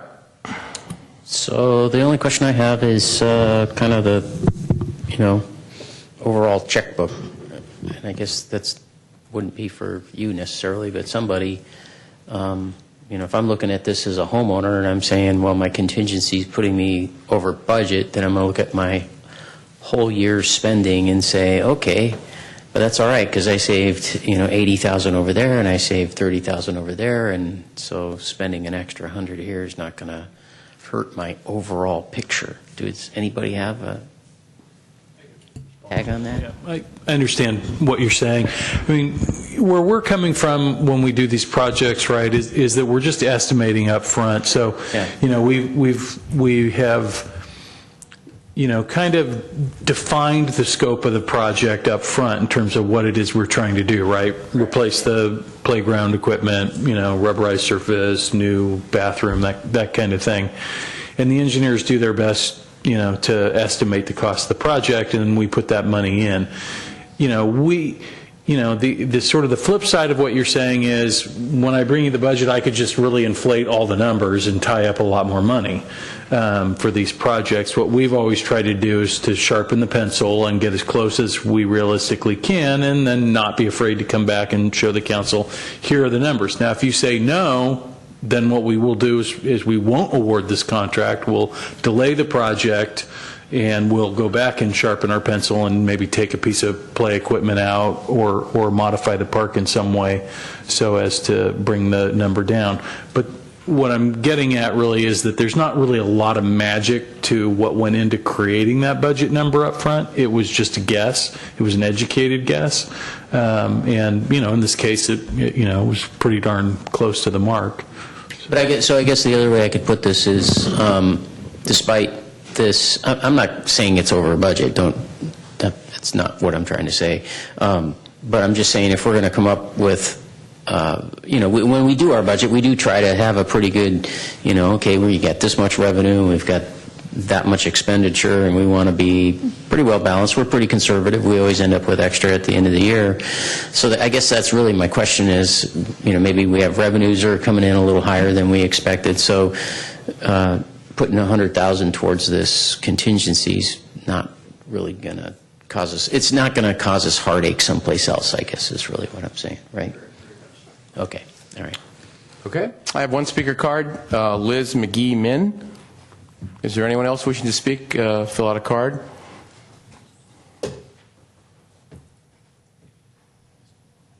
Yeah. No?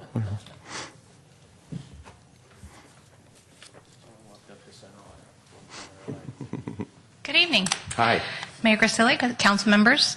I am Liz Min, and I'm representing the Parks and Rec Foundation of San Carlos. As you know, the Parks and Rec Foundation of San Carlos has a long-standing relationship with the city and the community. We were founded in 2006, and our board members have always worked to represent the group of dedicated San Carlins who have worked to ensure the legacy and quality parks and community spaces here in town. Our primary role as a foundation is to assist the City of San Carlos in fundraising, scholarship programs, and public awareness efforts, which ensure our San Carlos parks are celebrated, well-maintained, inclusive, sustainable, and feature amenities which reflect the needs of all of their residents and visitors of all ages. As such, Amy Newby, Director of the Parks and Recs Department, recently met with us about financially supporting the Highlands Park renovation project. Specifically through the avenue of naming rights. We've just spoken about this, but it's basically putting a plaque or other approved signage on the park amenity. Examples would be benches, trees, play structures, etc. We've found this way of donating to the foundation popular among families who wish to memorialize a loved one or declare their own love of parks and community. Businesses and community organizations also gravitate towards this model of support. To give you a sense of the past Parks and Recs Foundation naming rights campaign, as Amy mentioned, in 2008 and 9, the foundation raised $300,000 for Phase 1 of the Burton Park project, and in 2012 and 13, we generated over $120,000 for the Burton Park Phase 2. Our community is very generous, and we know that in 2017, we can do even better. We want to publicly acknowledge that the Parks and Recreation Foundation of San Carlos is ready to heed the call of Highlands Park. We will engage city staff as we create fun, visible naming rights campaigns, which we know will help make the Highlands Park project a success. Some of this work has already begun. We're currently editing materials to ensure messaging, visuals, and outreach methods are effective and agreed upon before we deploy in May of 2017. Thank you for your time and for your ongoing support of the Parks and Recs Foundation work. We appreciate it. Thank you very much. Thank you. Is there anyone else wishing to speak on this item? All right, I'll entertain a motion. Mr. Mayor? Yes. I move to adopt Resolution 2017-31, a resolution of the City Council of the City of San Carlos authorizing the city manager to execute an agreement with McGuire and Hester in the amount of $1,178,479 for the Highlands Park Playground renovation and restroom replacement project, appropriating $100,000 to the project budget from the general fund and authorizing an expenditure of contingency in the amount of $121,521. Is there a second? Second. Okay. Any discussion? Yes. Okay. Mr. Grocott? So I heard what the city manager suggested. I'm just wondering if the council wants to add anything to Cameron's motion to be sure of that. Not that you'd be nefarious and not do it, but what I'm saying is if we might want to add something to this so that we're directing staff to come up with some way to meet. I agree with Cameron. I don't think it should be just because you have the funds to do that sort of thing that you get to participate, but somebody from a lower income level who can't afford to give can't participate, and I think that's unfortunate. So if we could have something that in the motion that would almost create leverage for not spending the contingency and in fact having it be a robust scholarship or award program for some type of contest we might put together where the community could participate and not have to pay into the fund. If I might make a suggestion along those lines, Amy told me just a few minutes ago that there's room for 90 tiles in this display, and so what I asked her to do and what you might codify in your motion is that the city would reimburse the Parks and Rec Foundation for 20 of those tiles, that they would then have a process in place to, through a contest or an application or whatever, to low-income families in town to be able to be awarded one of those tiles and participate. So Cameron, would you take a friendly amendment to your motion? Yeah, absolutely. In that spirit? Okay. That sounds good. Mr. Collins, do you accept that? Yes, I do. Okay. Mr. Olbert? Yes, thank you, Mr. Mayor. Jeff, I think you understood my comment or my discussion with Amy a few minutes ago about, I believe there was a fair amount of money from PG&E that ended up going into the Parks and Rec Foundation. Okay. I'm going to vote for this motion, and I like the amendment that's been proposed. I really want staff to have some in-depth discussions with the Parks and Rec Foundation about whether this would be an appropriate use for some of that money to help offset the either more of the tiles or help offset simply the overrun on the expenses. I mean, my expectation when we routed that money there was, in fact, that it would be used for this. Now, it's their discretion as to where they do it, but I hope that staff will have an in-depth discussion with them. Absolutely, we will, and I kind of look at it from a big picture perspective. At the end of the day, that money's going to come back to us vis-a-vis this project or the next project or another project. So, it's all coming out of the same pot of money. So this is the one right in front of us now, and we can improve the quality of life in town by not tapping into the general absolutely, fund. and we've had a great partnership with the foundation, and I'm sure they're going to be very excited to participate. Okay. Any other discussion? Hearing none, roll call, please. Councilmember Collins? Yes. Councilmember Grocott? Yes. Councilmember Johnson? Yes. Councilmember Olbert? Yes. And Mayor Griselli? Yes. All right. Moving on to 10B, which is the consideration of adopting a resolution adopting a uniform relocation policy. Mr. Savay. Good evening, Honorable Mayor, members of the City Council. In our experience, relocating people from affordable housing to other housing is a very challenging and daunting process, and staff has had some recent experience in this area. Historically, the City of San Carlos has dealt with this on a case-by-case basis, and tonight we are presenting a resolution for the establishment of a relocation policy that would address the city's objectives for future affordable housing projects in the very near future, 817 Walnut Street, for instance. And with a more detailed description of what this policy is, I'm going to ask Nell Sealander, our Economic Development Coordinator, to provide you with a presentation.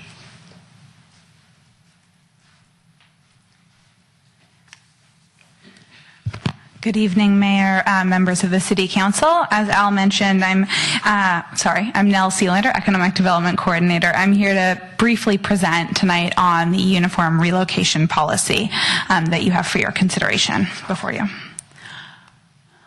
All right, so relocation refers to the city's requirement to provide assistance to people that it displaces when it acquires or redevelops property. This requirement is outlined in state and federal law and applies to both commercial and residential properties owned by public entities. Under California state law, public entities are required to adopt rules and regulations regarding relocation assistance. As Al mentioned, in the past, the city has chosen to do this on a case-by-case basis. One example is when the City Council adopted a relocation plan in 2013 for the tenants at 657 Walnut Street. That's part of the Wheeler Plaza redevelopment project. That relocation took about 3 years to complete and was finally wrapped up at the end of last year. So under state and federal law, displaced persons are entitled to advisory assistance, reimbursement for moving expenses, and in some cases, a cash subsidy for replacement housing. The uniform relocation policy that's included with the staff report as Exhibit A to the resolution does two things. Firstly, it adopts by reference the state and federal relocation law that already applies to the city. And secondly, it provides displaced persons with the option of a priority placement in new or existing below market rate units in the city, as well as in new BMR units created at the displacement site. So really what this means is that displaced households will be eligible for new and existing BMR units ahead of those already on our BMR wait list. That said, any displaced household taking advantage of the priority placement provision will still have to meet any other eligibility requirement of that below market rate unit. So for example, if a moderate income household is displaced, they would not be eligible for a very low income unit. So the households still have to match the eligibility requirements. The primary benefit of this policy is that it can speed up the relocation of displaced households by helping to facilitate moving these displaced households to comparable replacement housing that may be available. Additionally, by relocating lower income households to these rent restricted below market rate units that are affordable to them, this will reduce the cost of rental assistance the city may have to pay in a case where we're moving them to, let's say, market rate replacement housing. So for your consideration is this uniform relocation policy, and of course you may elect not to adopt this policy this evening and provide us with further direction on this topic. I'm available to answer any questions, as well as our special counsel is here, Michael Biddle from Burke, Williams, and Sorensen, who can speak to state and federal relocation law. Thank you. Okay, thank you. Mr. Olbert. Thank you, Mr. Mayor. Thank you, Nell. Just a quick question to make sure I understand, both from your presentation and my review of the materials. It doesn't sound like adopting this policy is going to create any it's not going to create any additional obligations on the city. what it essentially is doing is something very important, which is establishing the prioritization rules for how our affordable housing inventory can be used by various people. Is that correct? Correct. That was our intention. Okay. Thank you. Any other questions? Is there anyone from the public wishing to speak on this item? Okay, hearing none, I'll entertain a motion. Mr. Mayor?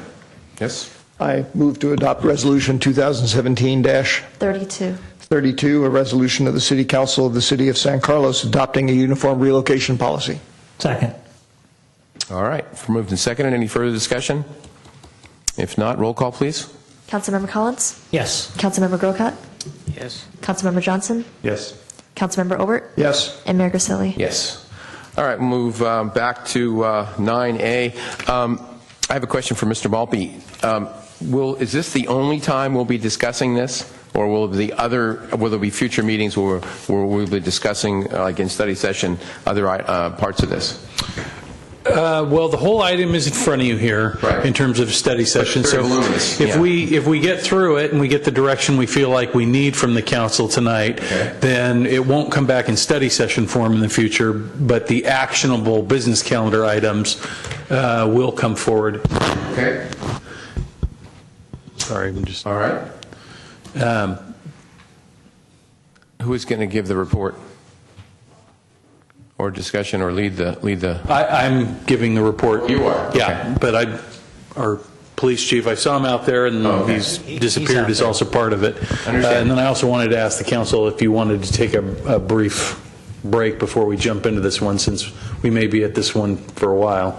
No, I think we have, it's 8:45. I'd love to have it wrapped up by 10:15 or so. We'll see. That's why I asked the question, because I'm not sure we're going to be able to come to the final thing on some of this. So anyway, go ahead. Thank you. All right, Mr. Mayor, Jeff Maltby, City Manager, for those folks watching at home. Not often that we get to talk about an entire new area of public policy, and you guys know I'm kind of a policy wonk, which is why I'm presenting this here for you tonight. So in typical fashion, like we start all these meetings, we'll say hi. Hi. How do you spell that?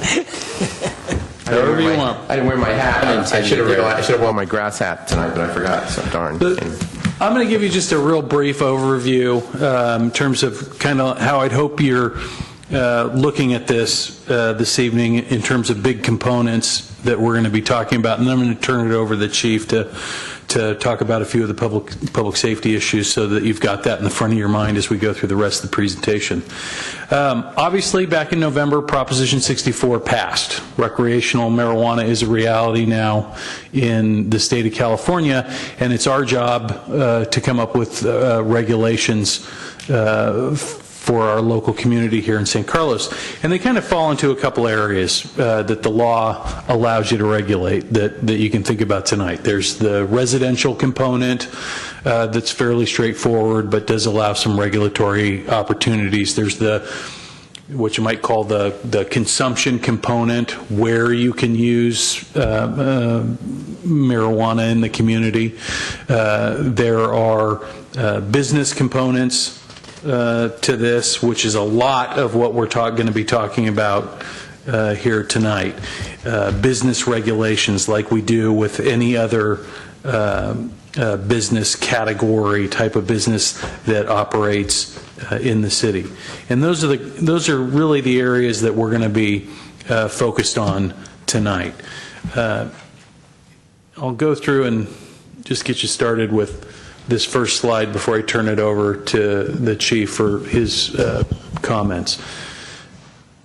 If you'd asked me 7 years ago, when I was appointed as the city manager here in San Carlos, whether or not I'd be making this presentation to you, I'd have said no. No way. Maybe one day, but not 7 years later. But here we are. As the campaign and the rhetoric over the last couple of years related to this issue unfolded, I really didn't give it much thought one way or another in terms of, you know, how it might work out or what public regulations would look like. And that had a lot to do with this slide right here, the data in front of you. You know, it's not often that we get a really strong data point when we're talking about a policy issue directly from our community, our voters last November in a very high voter turnout election. You know, as you can see in the state of California, Prop 64 passed with 57%. Countywide, it did even better with 63%. And San Carlos was one of the higher cities in the county at 65%. And, you know, obviously, you know, when you're talking about public policy making, you want to be able to take, you know, public sentiment into that process to help inform the regulations and type of things that you might be doing to govern that activity in your community. And here we have a very good data point. So as we go forward tonight, you know, this is really where my thinking started on this particular issue, looking at this data and talking to folks in San Carlos and kind of understanding how the community felt about the issue. With that said, public safety is very important, and there's actually a few different components of public safety as it relates to this item, and we want to, you know, be as transparent as we can with the community as we talk about these potential regulations. So I'd like to ask Chief Rothis if he can come up and make a few comments for the City Council and the community. Welcome, Chief. Welcome. Thank you. Mayor Grisilli, members of council, Greg Rothis, Police Chief. Yeah, the staff just thought it would be a good idea. Maybe it would make sense to hear from me on the subject of marijuana and its impacts, and especially public safety. From a law enforcement perspective, when this thing was coming down the road, we took a look at what was going on in other areas. For example, Colorado. There wasn't a lot of, necessarily from a law enforcement perspective, good news coming out of Colorado with respect to the passage of the marijuana law. They saw an increase in things such as DUI, really marijuana-related crimes, such as driving under the influence, theft, burglary, those types of things. You know, we've looked at other communities that honestly haven't seen that kind of stuff, in Oregon, for example. But they're there, and I think it's important that council, you know, the idea of this is that council sees that, you know, this law passed. There's some, I think the community believes that there's some good that can come with that. But it's important that you see that it's not going to be all rainbows and butterflies. That's a very good possibility. So, you know, just going on record and letting council know that is important. But from my perspective, my issues as a police chief are really very practical. Marijuana plants cost over $2,000 to $3,000 to $4,000 just for one plant. So the theft of that and the money used to purchase those is a concern for me. Site security, if we do allow that, and making sure that we have tight site security is also a concern. And then something very practical, such as adequate parking. Where we put it, people need to park. Other businesses who are already in place should not be necessarily unduly affected by that. So that has to be considered, that traffic aspect of it. And then, you know, one of the reasons that marijuana passed is because I think the public felt that there was a lot of law enforcement energy going into combating marijuana. So whatever we do, my hope would be that we don't, you know, end up, from a city's perspective, being to a point where we regulate it so much that we actually cause more work for police than we did before the law passed. So I'm hoping that the local regulation isn't something that's going to unduly burden the police bureau, given that the voters of California have decided to pass this law. So that's my comments. Okay. Thank you, Chief. We may have questions later. Thank you. All right. So we'll jump back into the presentation here, starting with personal cultivation. So this is residential that we're talking about now in terms of the law allows people to grow their 6 plants. It does allow the council to regulate where they grow it, and you can see there's a number of, you know, you can have annual inspections. You could allow that. You could prohibit indoor growing in common areas like a hallway, or, you know, require plants be grown contiguously, and all these things. all these things would mean all this regulation and inspection and cost to the city is sending city employees into people's homes, things that typically we try not to do here in San Carlos, which is why, from my point of view, I would not be recommending that we get involved in the personal cultivation regulation business, and rather just let the law govern, let people grow their plants in their backyard or inside as they see fit. It's their property.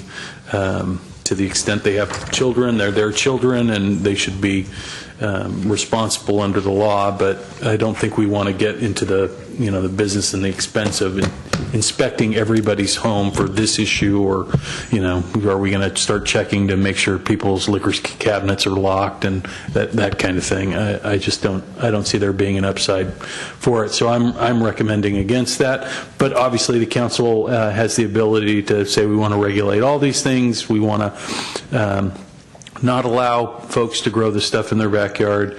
Those would be the options on the table for you in this particular area. In terms of public consumption, what we're basically doing is we're trying to mirror our tobacco and alcohol smoking regulations that are on the books. So not in parks, not in any public buildings. Could you consume cannabis? You can smoke it or ingest it. But we would at this point allow consumption and smoking in particular in multifamily dwellings. The council has said that next year they'd like to take a look at those regulations, and so we're planning to bring that on smoking back to you, and when we do, we would obviously include this right along the same lines when we do that. But that would be another possibility for you to be able to create a category of regulations. Again, we're not recommending that at this time, but more just because we'd like to keep it on the same track as what we're doing with tobacco smoke. So land use. Now we get to the regulation that, as they say, variety is the spice of life. Well, the law has given you quite a bit of variety when it comes to land use and business regulations here.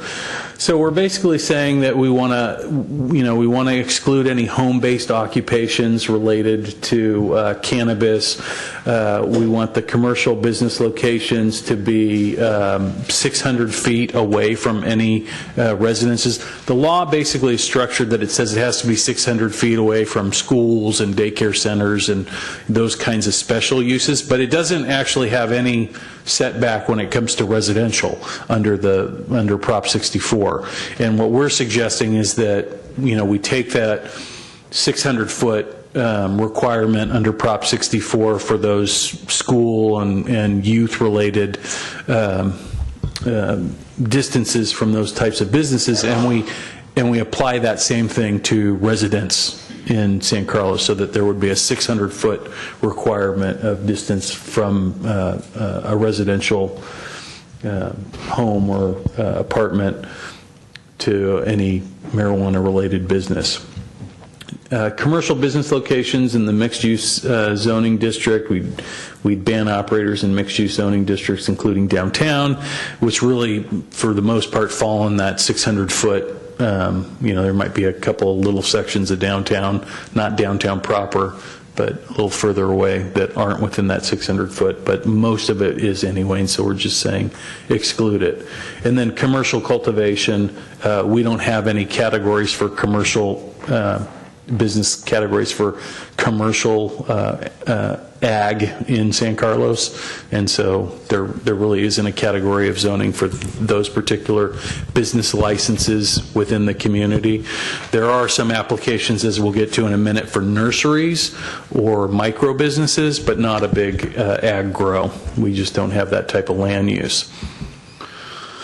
So as we begin to get in here to this commercial cannabis business, really, I hope the question that the council's kind of got in the front of their mind is, do you want to allow any commercial business activity related to marijuana in San Carlos? Because you have the ability to just exclude it, to just say we're not going to have any marijuana businesses in San Carlos. That the law allows you. My take, again, going back to that first slide with, how folks in San Carlos voted on this, is that, there's probably more of a traditional San Carlos business regulation approach is to go kind of down the middle of the road here. And so the recommendations that we've got here for you to think about, and again, you're not taking any action tonight, so they're just there to help you hone your thinking on this, are really designed around that idea of just kind of being, in the middle of the pack. So we can think about, several different big categories of businesses. There's manufacturing businesses, and you'll see some slides later in the presentation that kind of show you some areas of the city.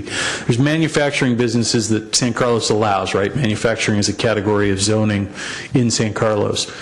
And, that's not growing. That's, that would be, making products, taking in raw marijuana or whatever and making products out of it that would be, business-to-business type sales, not retail sales. And we see that happening all over San Carlos. And as the chief said earlier, as long as, they're securing their business, and they have every incentive to be securing their business, and they're not, they wouldn't be businesses that are open to the public or doing retail sales. Our take is we have all kinds of manufacturing happening in San Carlos with, very, dangerous chemicals and, dangerous processes happening in the industrial area. Then they follow the law and the regulations, and they pass their inspections, and, we don't have a problem with that. And that would be sort of our recommendation at the staff level about manufacturing. We don't really see it as being particularly special within the category of manufacturing. In terms of retail sales, I'm going to jump around here a little bit on this slide and talk about retail, and then we're going to kind of back into the beginning, into that middle piece. What we're suggesting on retail sales is that if the council wishes to allow that there would be no more than 3 permits allowed in the city of San Carlos, and that's based a little bit off of best practice based on our population size. What some of the guidelines are saying is that 3 retail locations would be as many as you'd really want to allow. And what we would propose to do is a competitive permit process, so that kind of like an RFP process, we would be able to select the actual businesses who we would award that permit to, and that would allow us to put a few more restrictions around security, also though around sort of the design of the business, to make sure that it has a San Carlos feel and it's up to our standard, to be able to review the business operators to make sure that their backgrounds are clean and that they're above board and they have good, strong business practices relative to the kind of businesses we like to see here in San Carlos, and also that we have very strong revocation ability on the permit. In other words, if they don't live up to their standards, if their security is lax, if there's issues in their retail business, we have the ability very quickly to pull that permit back. And that would be another advantage of going with a competitive process, just to create that little more level of control. Along those same lines of retail, there's a permit category for distribution, we're all familiar with alcohol distributors, right? The wholesale market. Just because, they would be moving, so much, quantity and whatnot, I would suggest that we also limit the number of permits, if we're going to allow that category in town of distributor, to 3 permits, and make those permits competitive as well, so that we, gives us that extra ability to review, the extra ability to put, conditions on through the minor use permit process and the competitive permit process that we would be looking to do. There's another category sort of related to cultivation. It took me a little while to kind of wrap my mind around the differences there, but that is a category of nurseries, right? We do allow nurseries in San Carlos, Orchard Supply has a nursery, Home Depot has a nursery. You know, nurseries are a business you can operate here. And so, you know, could we allow permits along those lines? And you know, based on our existing zoning, the answer is yes, we have those kinds of businesses. So we're proposing that, you know, we don't see an issue there in terms of allowing nurseries to operate. They sell immature plants, seeds, that kind of thing. There really didn't seem to be, you know, a lot of concern from any of the staff members around allowing that particular category, the nursery category. Obviously, they'd be subject to the 600-foot and all the other business security provisions that are required under the law. Now, the one that gets a little bit confusing, and the reason why I left it to last, is this micro business category, and that's kind of the soup to nuts of legalized marijuana businesses. So you could, under a micro business category, under Prop 64, what you could have is a business space of up to 10,000 square feet of a indoor grow here. So if you had a warehouse, you know, that was 10,000 plus square feet, you could grow up to 10,000 square feet of marijuana in a micro business. And then you could also do what you might consider light manufacturing, so anything not involving any volatile chemicals or any volatile processes. You know, they could do, you know, basic manufacturing or baking or whatever it is that they're doing. And then they, under the micro business, they could also have retail sales. So they could grow it, put it together, and sell it to the public. And so what we're saying basically in our recommendation is that if under the 3 retail permits that we're suggesting to the council to think about, if, you know, any one of those 3, 1, 2, or 3 of them are micro businesses, then those take up your 3 retail permits that you'd be allowing. You wouldn't allow, you know, 3 retail locations and 3 micro businesses that also have retail locations. It'd be fixed to 3. But you could allow an unlimited number of micro businesses that didn't permit any retail sales. So in other words, if you had a warehouse and you had your 10,000 square foot grow and then you put stuff together or whatever, that would be okay as long as you weren't doing retail sales. You'd have to fall under one of those 3 retail permits as we go forward.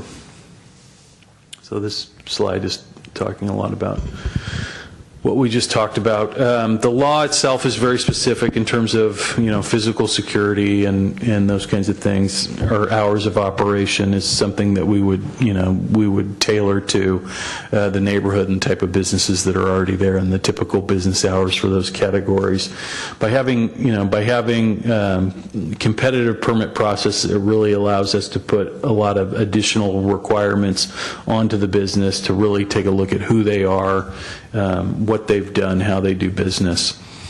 So here, these next few slides are maps, and they'll give you a little bit of an idea of sort of where things might be able to fall. And these are big boxes. So what we didn't do is we didn't try to get down to the absolute nth degree here and say, well, okay, within the yellow box there's a child care center right here, so we're going to try to edit that out right now. All that very specific planning approvals would happen, and that analysis would be done at the time we were looking at actual permit applications. But for the sake of the map, it just didn't seem particularly relevant. So we wanted to show you basically where these things could go in San Carlos under the proposed regulations that we've talked about here tonight.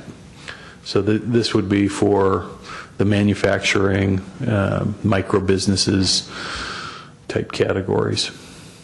And testing is another one that we felt was not an issue for allowing permits for testing facilities in San Carlos. Manufacturing, we talked about. This would be the big manufacturing with, volatile solvents. This is where we have our heavier manufacturing happening and allowed in the city currently.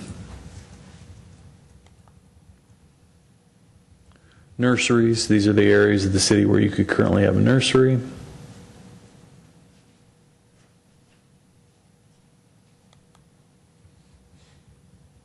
And this would be the standalone areas where you could have a standalone retail location, which is more limited because, as you know, retail is not in the industrial area. Certain parts of the industrial and commercial area isn't actually an allowed use in specific retail. So, again, going back to here, you could see you could have micro businesses within these areas with a retail component, but if you're just a straight retailer, again, under our existing zoning, and the council could always change that, these would be the areas where a business like that could function.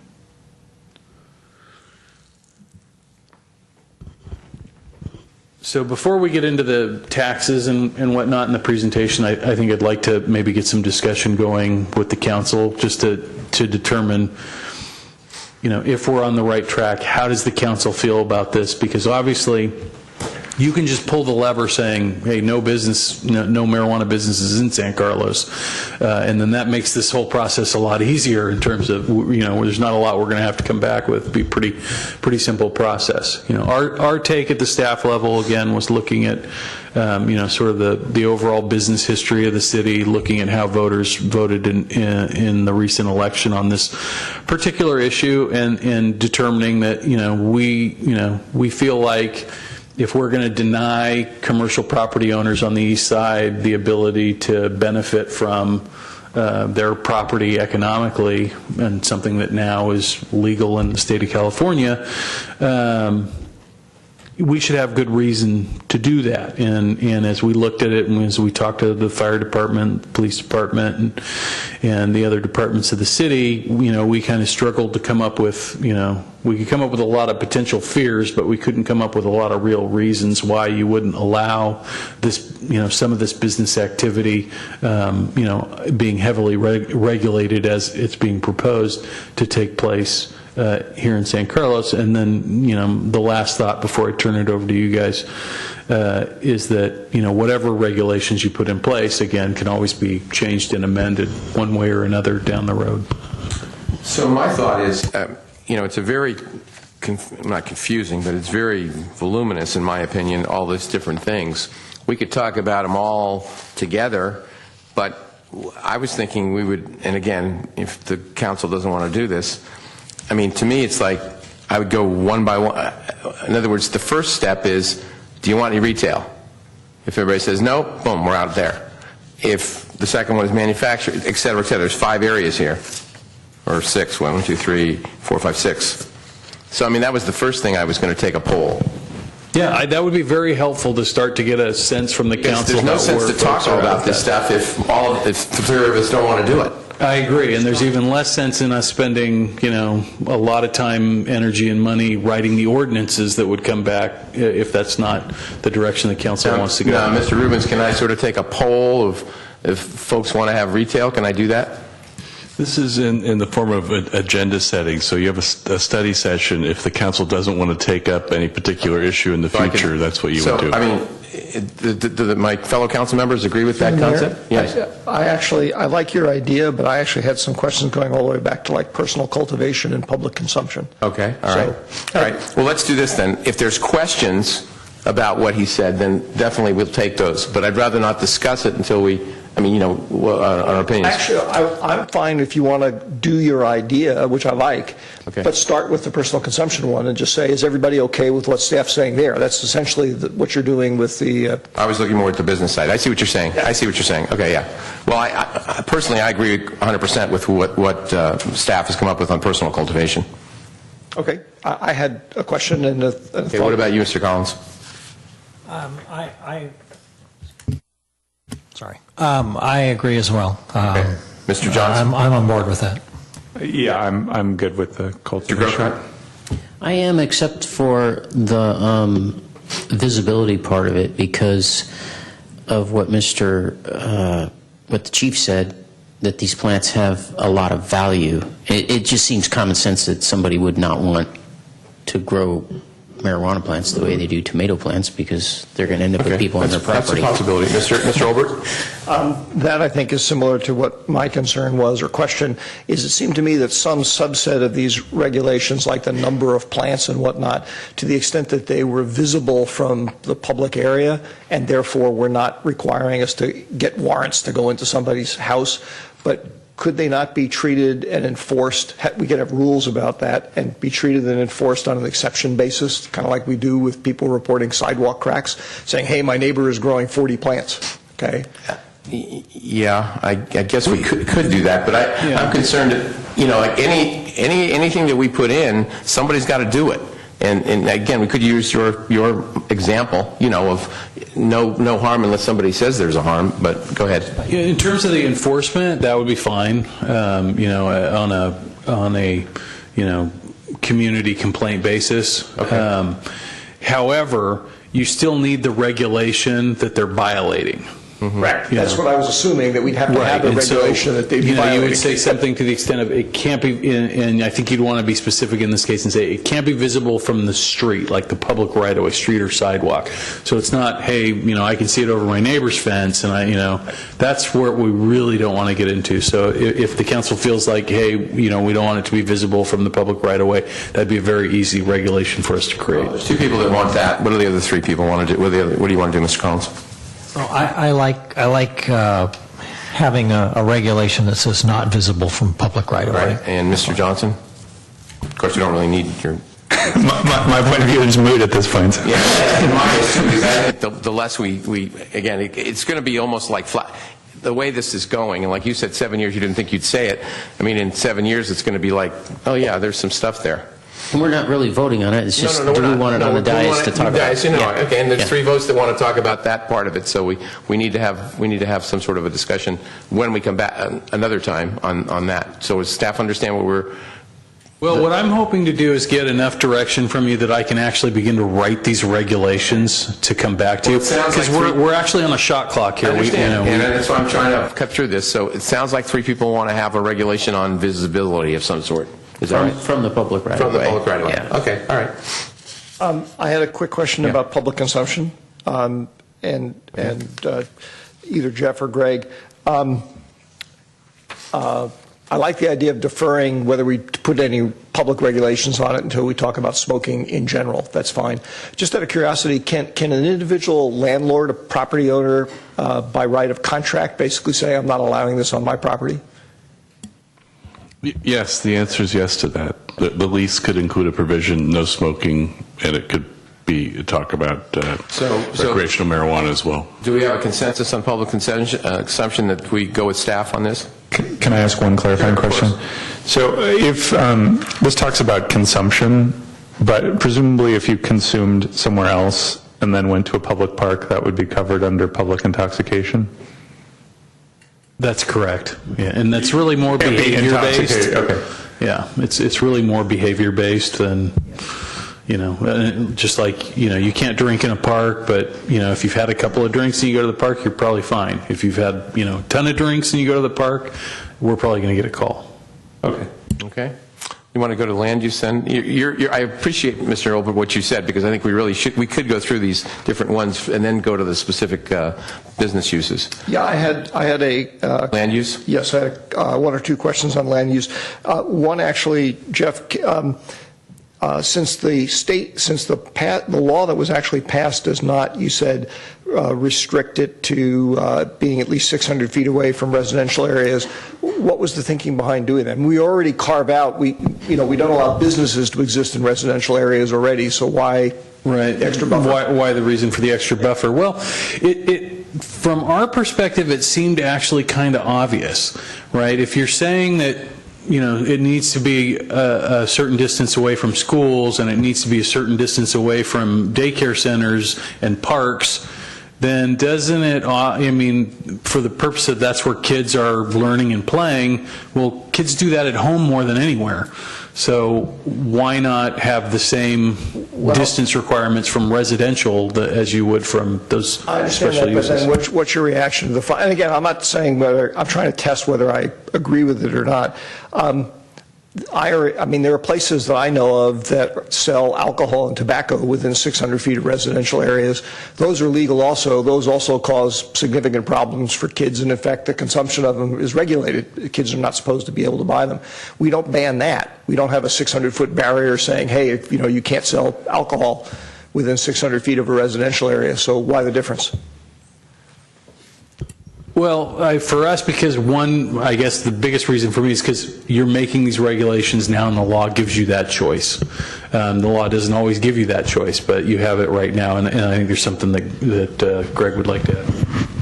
Well, one of the issues we're grappling with this new law is what happens with land uses that come in after a marijuana-related business comes in. So one of the solutions, I think, that seemed pretty simple is if we restrict 600 feet from a residential area, we've automatically taken care of future daycare centers that might be located in a residential area.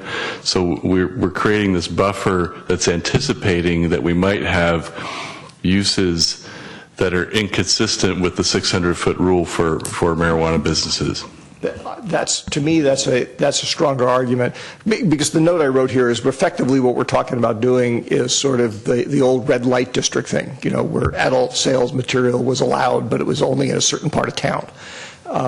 But I like Greg's argument, so I'm okay with the proposal. Any other comments on land use? Yes, Mr. Grocott? I had some notes on the 600 too, and I was wondering where it came from, so you've answered that question. It makes sense. But it sounds to me like if we wanted to increase that to some other distance, we could do that as well. That's correct. All the way to outside the city limit. I get that. But no, just my thinking on it, and we'll discuss it more later, but I was just breaking down what 600 feet is. That's 2 football fields, and it almost seems like, well, if it's just 2 football fields, you might as well not have it at all. But then with what Greg said, there's some sense to it. But anyways, so I guess we'll have something in there, and we can debate it at the time. So the number is easy. It looks like the next few slides would now go into you could reference back to the definition of license types to me. In other words, instead of discussing the next few ones, we're going to, if we start with the 6 things that are at the back of our packet, well, of course, on your computers, it's back of my packet, to talk about, I think. Is that correct? I think that sort of... That would be helpful, yes. Yeah. Can we put a slide up the first one, well, we don't... There's a slide that relates to that? It's the last, it's attachment 3, I guess, on your computers.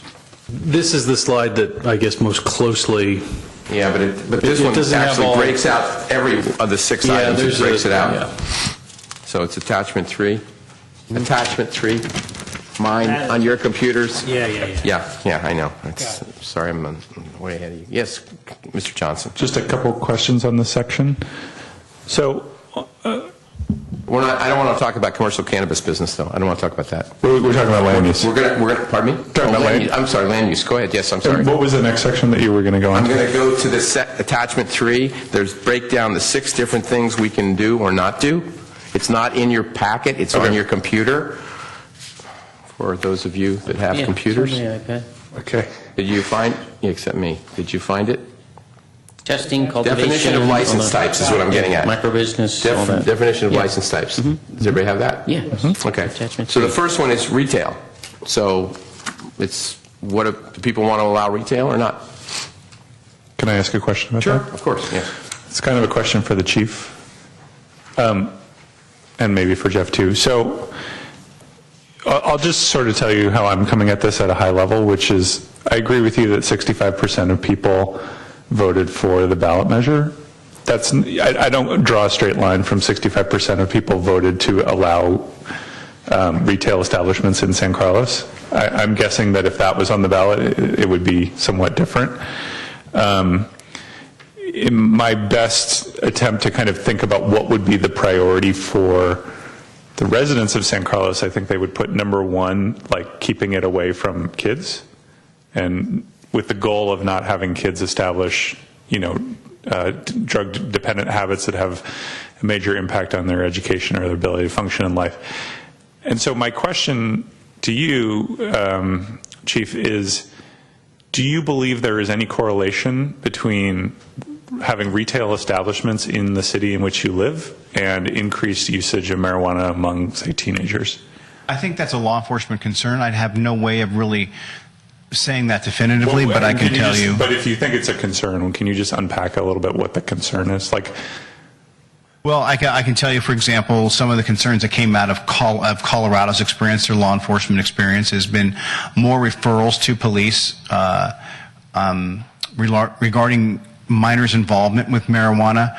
They're reporting higher usage of minors with marijuana. I haven't. That's in the state. That's in the state. Is that in cities that have retail locations versus that I'm not sure. That's what they're reporting in the state overall. And in fairness, I have not had a chance to delve into these studies. They're obviously law enforcement based, and so we have a particular bend on the issue. I'm sure you would understand.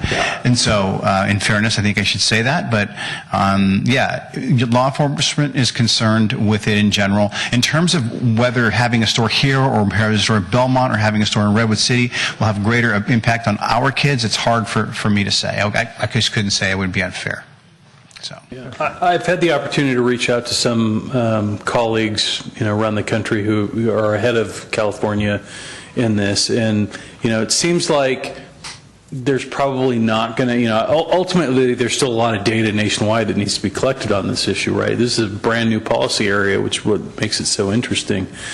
But there does, I'd be surprised with what I'm hearing if there'll be a correlation between the business locations and any usage issues in your community, because it's actually the business locations that are being required under the law to have the most security. They have the most at stake in losing their license by selling to minors. It's really more likely, just like with alcohol, kids tend not to get it from, liquor store. They tend to get it from the family liquor cabinet. The family liquor cabinet, exactly, or a family member, or an adult sibling, or something along those lines, and not an actual retail location, because there's so much at stake for these businesses if they're caught selling to minors.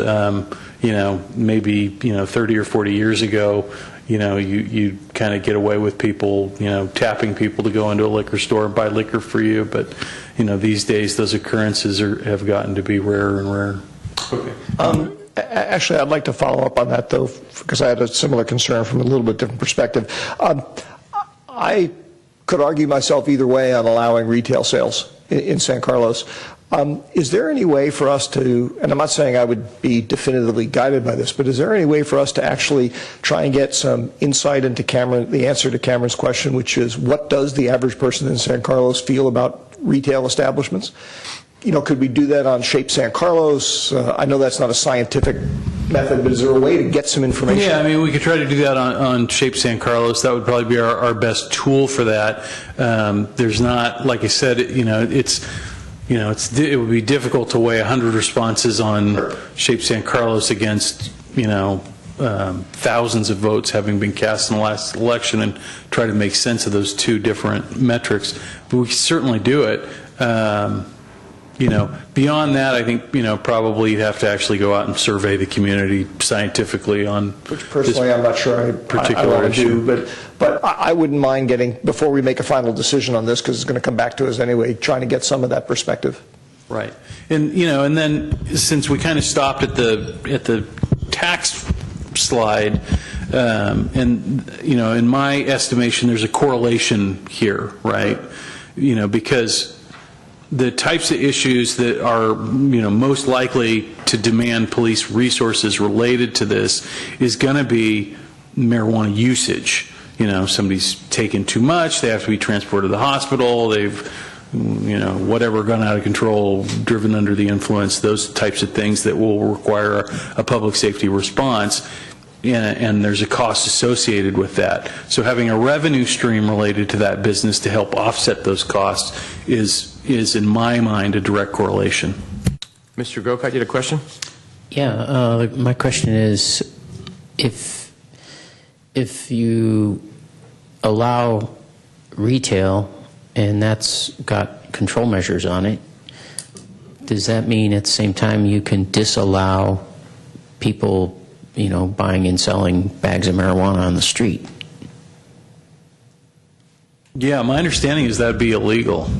You could actually give it away, but you couldn't as a private person. I mean, it would still be illegal if you went out and sold a bag of marijuana today. So the guy, say, cultivating in his backyard, that person is cultivating in their backyard for their own personal use. They can't then turn around and sell that to somebody else, regardless of whether it's a little baggie or, a big brick. That's correct. Again, they could give it away, Yeah. but they cannot sell it. Okay. So I have some of the same concerns I think Mr. Johnson does on retail. When I looked at this, I didn't have any problem. The ones I had the concern about were retail and micro business. The other four, to me, that's just regular business, regular businesses. And I'll say ahead, I'm for manufacture, distribution, testing, or cultivation if we want to do that. But the retail one of it, the one I worry about is, as Mr. Johnson said too, is it's not the actual marijuana itself. It's what the marijuana goes in. I mean, it's the brownies, it's the cookies, it's the chewing gum. It can be in everything and anything, and to go in, I just feel that that's going to be we can't control it. I mean, again, nobody under 18 can do. I guess 18 is the year, right? Nobody under 18 can. 21. I'm sorry. Nobody under 21 can actually buy it in the store, but. You've got the brownies. They look like, they don't look like anything else. Different. And of course, then it's the quality control of what's in there. Because if we do allow some of these other things, we have to have really good quality control of how much THC and so on get into the actual, add-on or edible, so to speak. My understanding is the California law requires that, having learned a lesson from, I think, Colorado, is that, there has to be packaging, that notification, Sure. Mr. Johnson. portion notification on the packaging. If we allow retail and then after a few years of experimenting with it, the public decides, hey, this is not what we want in our community, what recourse do we have at that point versus if we start in a more restrictive way, presumably we can we can ease those restrictions later. Can you talk about sort of both ways of approaching that? That's, the staff approach in terms of the recommendation is if you allow retail, you allow it in the most restrictive way. In other words, this competitive permit process, and one of the categories, or one of the features of that permit would be periodic review, so that we could claw that permit back in the future, so that if it doesn't work out, the council can end it.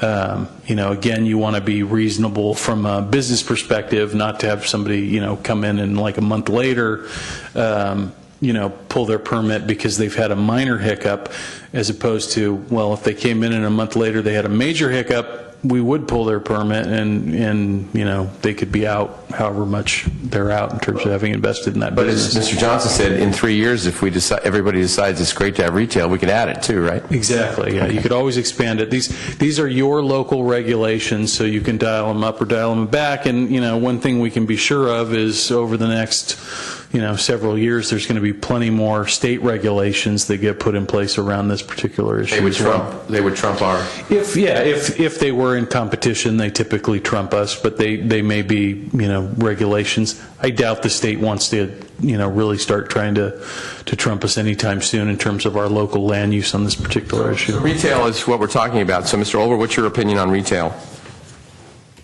I stand by what I said before, which is that I haven't made up my mind on it. I could argue either way, so I'd like to see staff come back with some reasonable regulations and at that point decide whether we're actually going to use them or not. Mr. Collins? I'd like to consider it, although one of the questions I have is, I think Jeff mentioned that there were, some issues in Colorado that happened, but I thought I heard you mention something about Oregon. Oregon did not have some of the issues that Colorado had. I'd be interested to know why that is, if that's in fact what you said. Okay. Did Oregon pass regulations after Colorado? I don't recall having said that, but all right. Maybe I misinterpreted that. The chief said it. All right. Well, maybe it was the chief that said it. Okay. Yeah, I know, regulations as one state, learns lessons and other states follow, there's been sort of a continual evolution of items that make it into the law being passed by voters. So regardless of the source of the comment, I'd be interested to know, what was going on with Oregon as it relates to retail sales. But my point is, I would like to consider it, but I would like to get more information. Mr. Johnson? So I guess my starting point is that I don't think it's a great fit for our community, that this is a sort of a grand experiment, and that I would like to take a more cautious and conservative approach, that we could always add it in 3 or 4 or 5 or 6 years as we learn from the experiences of other communities. But it doesn't fit well in my mind with our community, and I'm willing to be persuaded otherwise, but that's sort of my starting point. Mr. Grocott? Ditto Cameron. Yeah, and I'm ditto. So I'm just not, I just don't see the retail side of this personally. It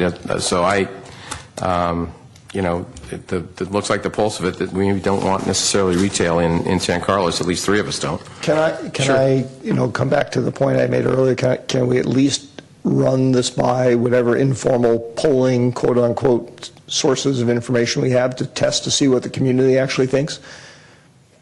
Yeah, you could, but what's the harm in that? None, except that I'm not sure what the scientific benefit of. But yeah, I don't have a problem with running it by it, and sure, I don't have a problem with that. I'm not sure it'll change my mind, but I don't have a problem doing it. It just takes whatever it takes on the website to do. Hey, monkey. Is that okay with everybody? Yeah, Fine. I guess, yeah. Okay. All right. Manufacturer. So in other words, that's sort of the conducts production, preparation, propagation, or compounding of marijuana products, et cetera, et cetera. So, Mr. Collins, what do you think? Manufacturing meaning a person growing it for their own business, No, or for a business This is a purpose? business. This is a business, manufacturing business. I tend to be all right with that. Okay. Mr. Johnson? Yeah. So, I mean, I think the only concern here, Chief, is that this is like high value, potential source of like robberies or other things. But we have similar businesses like that in the community. Jewelry store. Right. So, yeah, I'm okay with it. Okay, Mr. Grocott? Yeah, I'm fine. Mr. Olbert? Jeff, or Greg, are we able to, as a condition of granting a permit or license or use or whatever in this area, are we able to require a level of security protocols for the business to follow? I believe we would, under the ordinary our zoning approval process for these, and our local licensing permit process, whatever it is, could also have those conditions. I'm okay with it regardless, but I would personally prefer that we put some kind of strictures like that in the rules. Yeah, it requires a minor use permit, so we could, through that process, do that. So they have to demonstrate that, they're not going to create some enormous attractive nuisance. All right. Distribution. Mr. Olbert? Same comment for me. I'm fine with it, with proviso that we try and make it as safe as we can. Sure. Mr. Collins? Agreed. Mr. Johnson? Likewise. Mr. Grocott? Well, actually, it's just a comment. I don't understand how you have a manufacturing side of it and don't have a distribute. What are you going to do? Manufacture it? Well, no, I mean, there is a difference in business. Well, yeah, I know, but I don't. Okay, so I'm fine with it, I guess. Okay. I am distribution. I have no problem with. Okay, testing. Mr. Johnson? I'm okay with testing. Okay, Mr. Collins? Yes. Mr. Olbert? Same comment as before. Okay with it with the. Sure. Mr. Grocott? Yes. Okay. So, are we? You guys are getting all the stuff we're going on here, Mr. Balpy? Yes, we are. Okay, cultivation, Mr. Johnson? So can you, can somebody explain a little bit more what an example of a cultivation business would be? So cultivation's not allowed in San Carlos. Okay. There are no agricultural categories of our zoning, so that's why we're recommending against cultivation. Okay, so then nursery. Then we'll go to nursery. It's nurseries. And so a nursery would be a retail nursery, or it would be a wholesale? It would be a retail nursery. So think of, Home Depot's nursery. If they they have to get a permit from the state and the city to be able to sell those products, but that would be a retail nursery. So you could go to Home Depot and buy a marijuana plant? Immature, right. I mean, in theory. Right. In theory, you'd be able to do that and go back to your backyard and plant it. Basically what you're saying, the distinction, there's nothing consumable here. You have to take it home and grow it yourself. Correct. Right. And this year is essentially on the east side, 600 feet from residential? Yes. Okay. I would be okay with that. Okay, Mr. Olbert? Nursery? I'm okay with it. Same thing again. Sure, with the controls. Mr. Collins? Yes, agreed. Mr. Grocott? Just with a question first. Sure. It says immature plants, and so how does that mean we start to regulate and define what an immature plant is? Well, I think basically, I think what we were in planning, can correct me if I'm wrong here, but I think we were just trying to describe the existing nursery regulations that were in place for the city in terms of selling potted plants, as opposed to. I guess, Mr. Mayor, I'm not very comfortable with it, just because if you get into distribution, it could bleed into things that we've just said we don't want, and so not that forever would we. That's fine. I mean, you're certainly entitled to whatever thought you want. I think nursery is fine. I mean, the immature plant, you're buying a plant that's this big, but it's going to grow to that big. So, okay, so I guess nursery got the required consensus, and the last is micro business. Mr. Olbert. Same thing. Okay, Mr. Collins. Agreed. Mr. Johnson. So just a clarification. So a micro business can have a retail component? Yeah, that's what I don't like. Yes, it can either have a retail component or not. So you can think of it really as sort of two categories. And I think we already understand where the council's coming from on the retail one. So I assume What's an example of a non-retail micro business? So a non-retail micro business could inside grow up to 10,000 square feet of plants, and let's say they can, And how is that not cultivation? Put them together. Well, it's the cultivation that's allowed in the city, as opposed to acres. Small scale cultivation? Small scale. And so that's allowed. And so we would just be mirroring those land use policies. And then, so you could grow it, you can put it together into a product, and you could sell it to another business, which couldn't retail sell unless you, as a council, allow that, and we've already been given direction to go back and do some community outreach on that issue. And so does this, if we take the retail component off, does it raise any law enforcement concerns? Yeah. Okay. Do we anticipate that this is going to be a big category in the state? Is because we're going to have all these sort of fly-by-night small entrepreneurs that want to.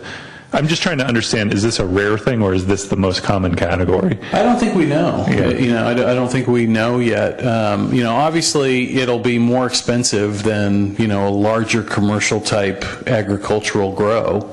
Certainly we know that. So, if Half Moon Bay, for example, gets heavily into this, in terms of having an ag category on the coast, I imagine that's going to make it pretty hard for, these micro business grows to be competitive. But maybe like fine wine, you see some little small boutique, right? Okay. Boutique. I don't know what you call them, weederys.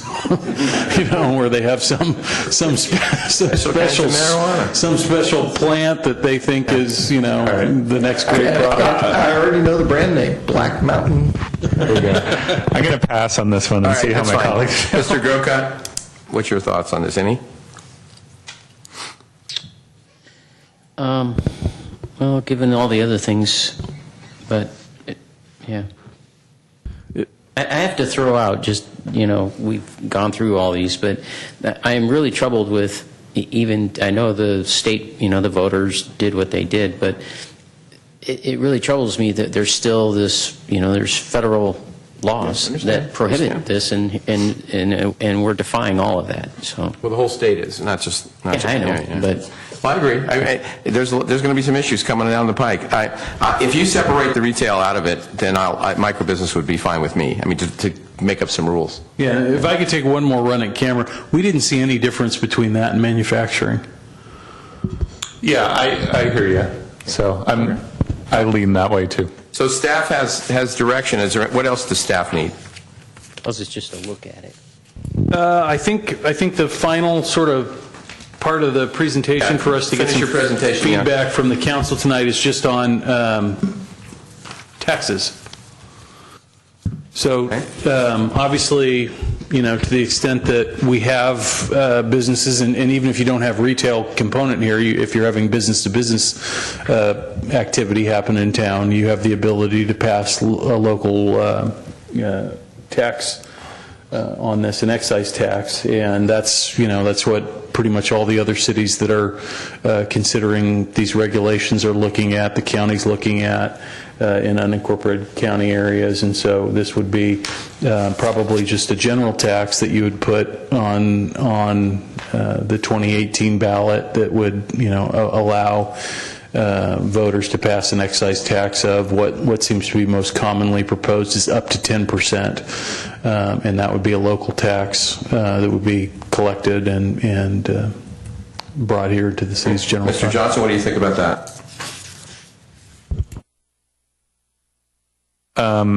I'm sort of undecided about it. So do you think that this is a revenue opportunity for the city based on how we're talking?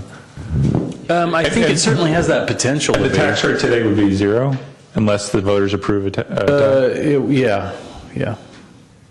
I mean, sales tax, right? I mean, sales tax.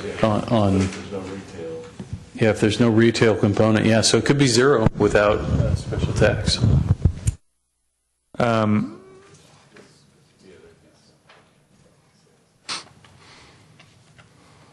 And talk to me about the timing. This is just to get it on as soon as possible. And yeah, I mean, the timing in our mind, it has to be a council election to do tax measure.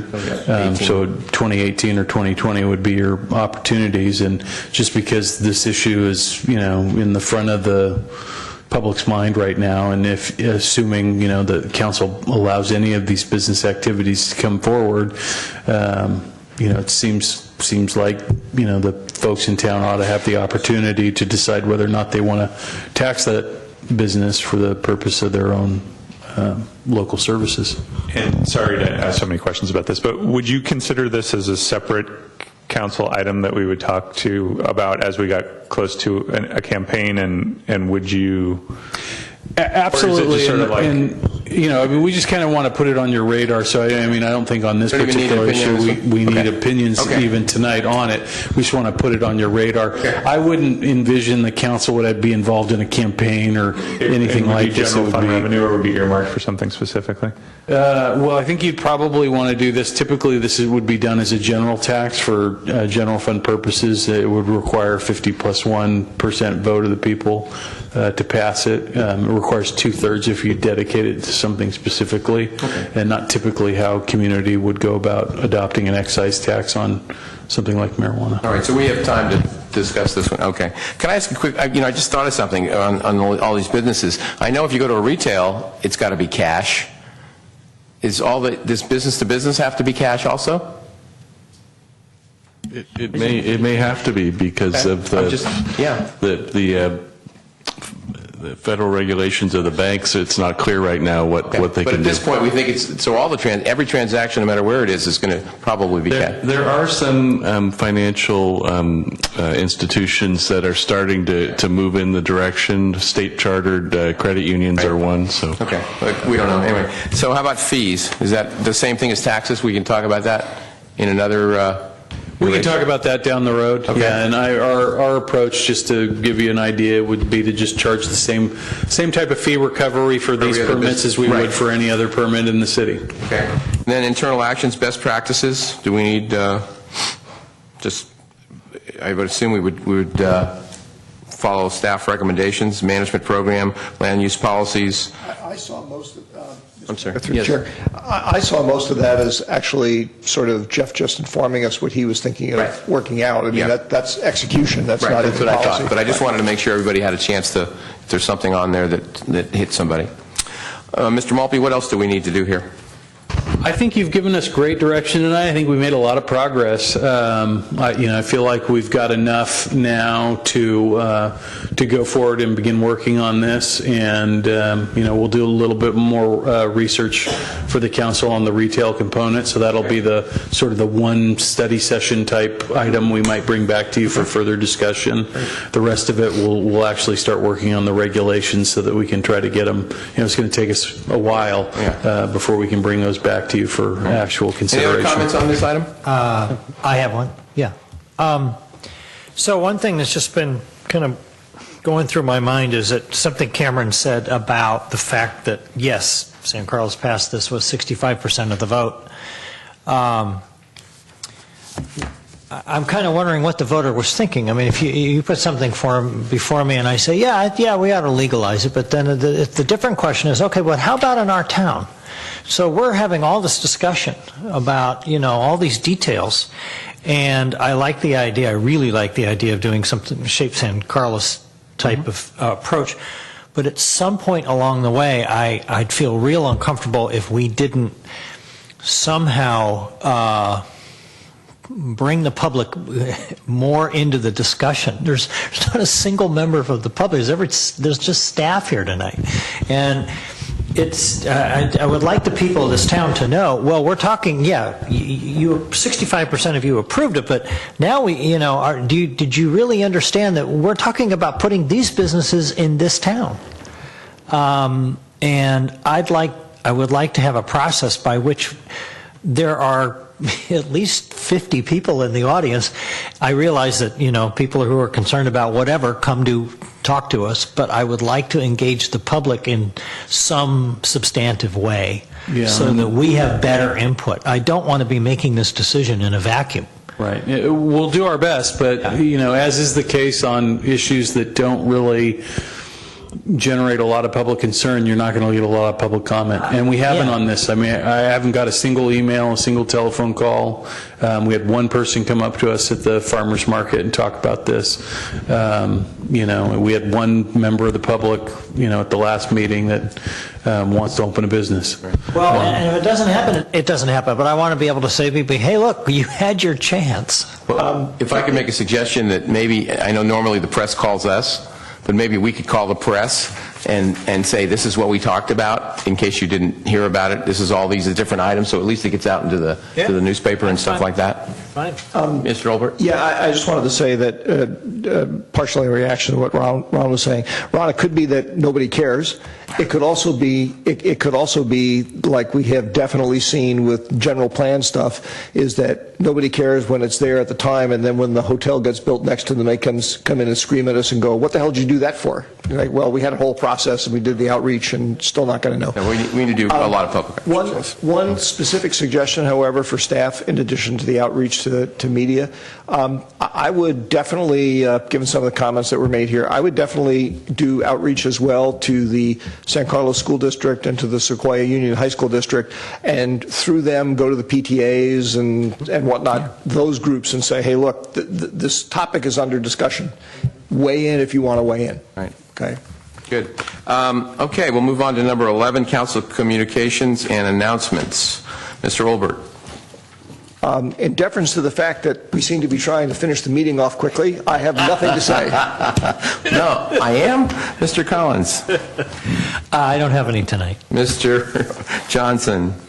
So one item that I wanted to let you guys know about is a year ago we were approved for a $1 million grant by the Transportation Authority to fund the Holly 101 pedestrian and bicycle bridge overcrossing. That grant had a 1-year time limit associated with it. That 1-year time limit came due. We were able to get an extension at the last Transportation Authority board meeting for an additional year. So we're kind of now on the clock. I know Jay has gone home, but we've still got our $1 million, but we need to think about spending it in the next year if we want to hold on to it. So. Okay, Mr. Grocott. Well, I guess I'll use up everybody's time that they... Okay, thank you for your comments, Mr. Grocott. I have a number of things I wanted to bring up. The first one is there's been a fair amount of discussion that I've seen on different sites, social media sites and so forth, regarding the Trump administration holding back the funds on electrification.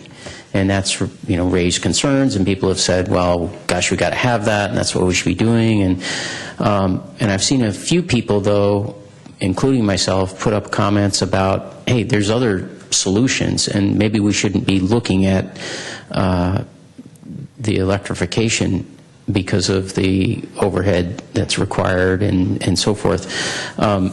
And actually, last time we talked about this, Cameron raised this issue about hybrid diesel, and then I've heard also about another kind of diesel. I think it's called level 4 diesel or something, but it's a different kind of diesel. I wanted to see if the council has any interest in us discussing this issue and maybe putting out a recommendation by our city that we would like to look at other alternatives. It seems to me it's a good point to reconsider this whole issue about whether we should be doing electrification or doing something else that's less costly and causes less problems for our communities. Well, if I could respond. I went to, and actually Bob was there too, the Access San Carlos meeting last Friday, and Jerry Hill was the speaker, and he talked about the new gas tax coming, and it's going to raise, I forget how much it is, was it $25 billion? $5.2 billion a year. $5.2 billion a year.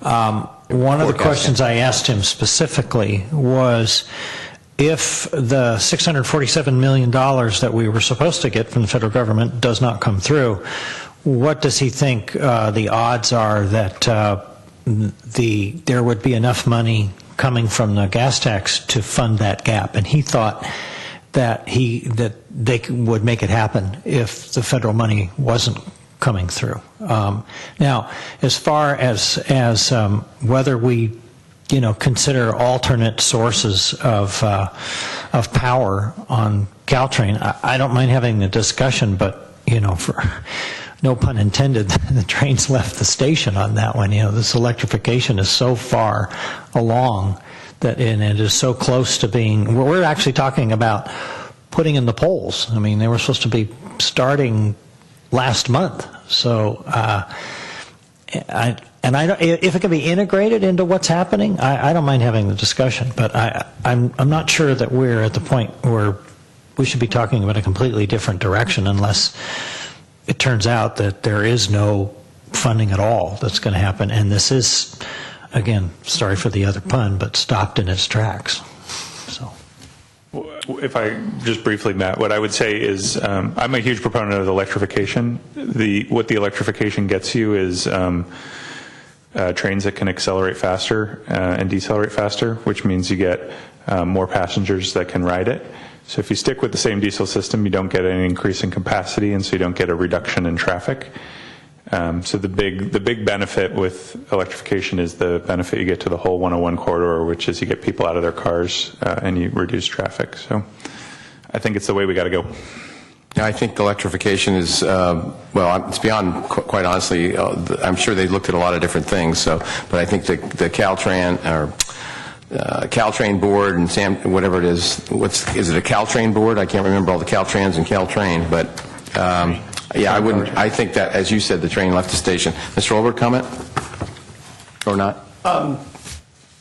No, I agree that electrification is, if it happens, is going to be the more desirable outcome.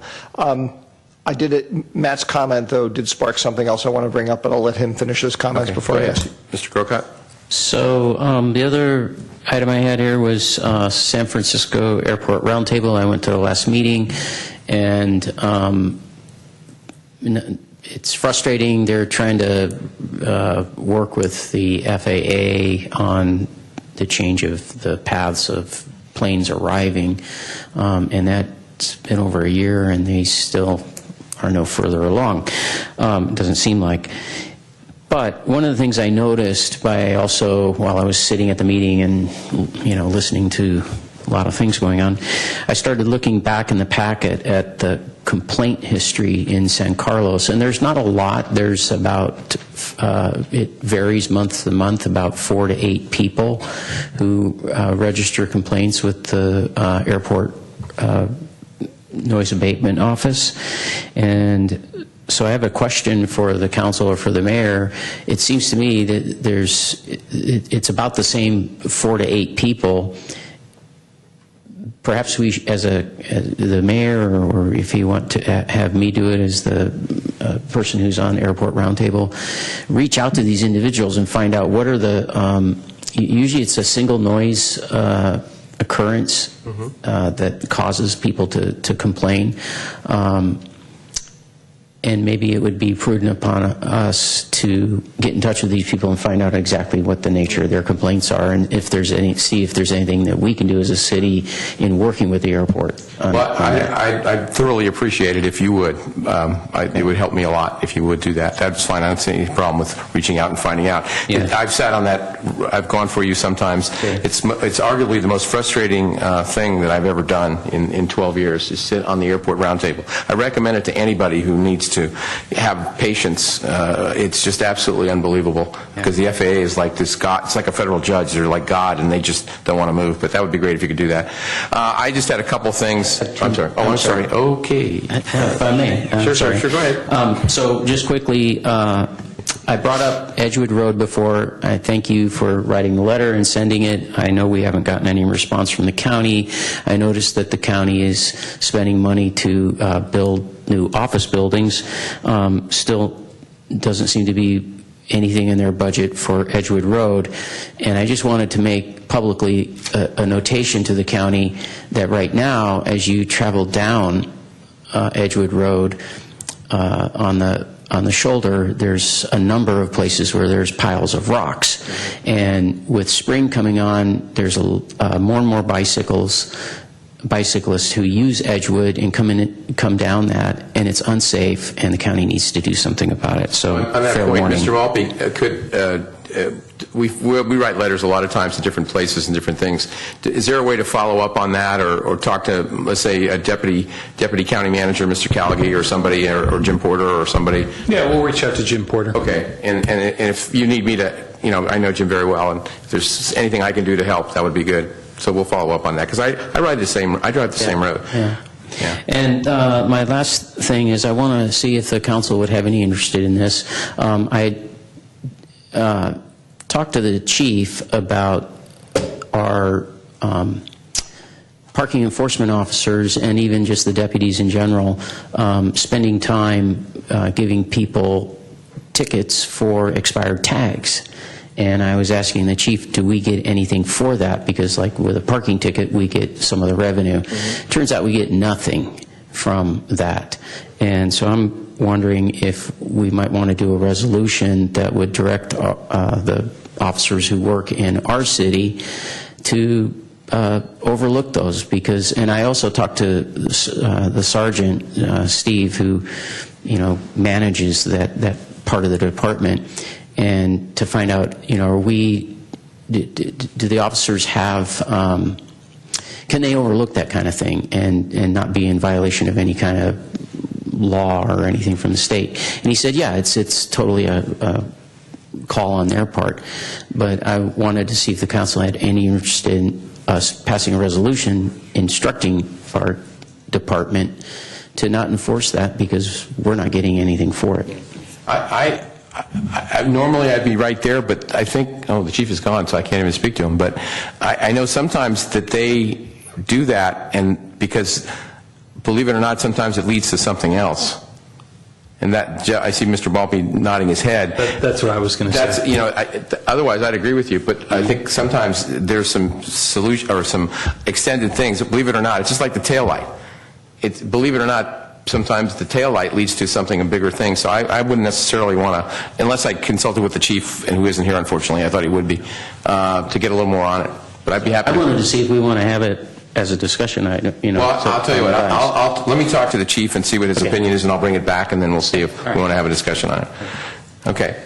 I just have two things. Actually, Mr. Gokot and I met with the mayor of a Honduran city, the second largest city in Honduras. San Pedro Sula is the second largest city in Honduras. We had lunch with him and some of his staff. They were up in this area. They were here for the soccer match a few weeks ago with the U.S., and he gave us some beautiful, a little tin here, and four beautiful little, I don't know what you'd call it, little pictures of areas in Honduras. So I'm going to have Crystal, we either have a place to put them in the city hall, or we'll give them to the historical museum to put up. If I may Go ahead, add, please.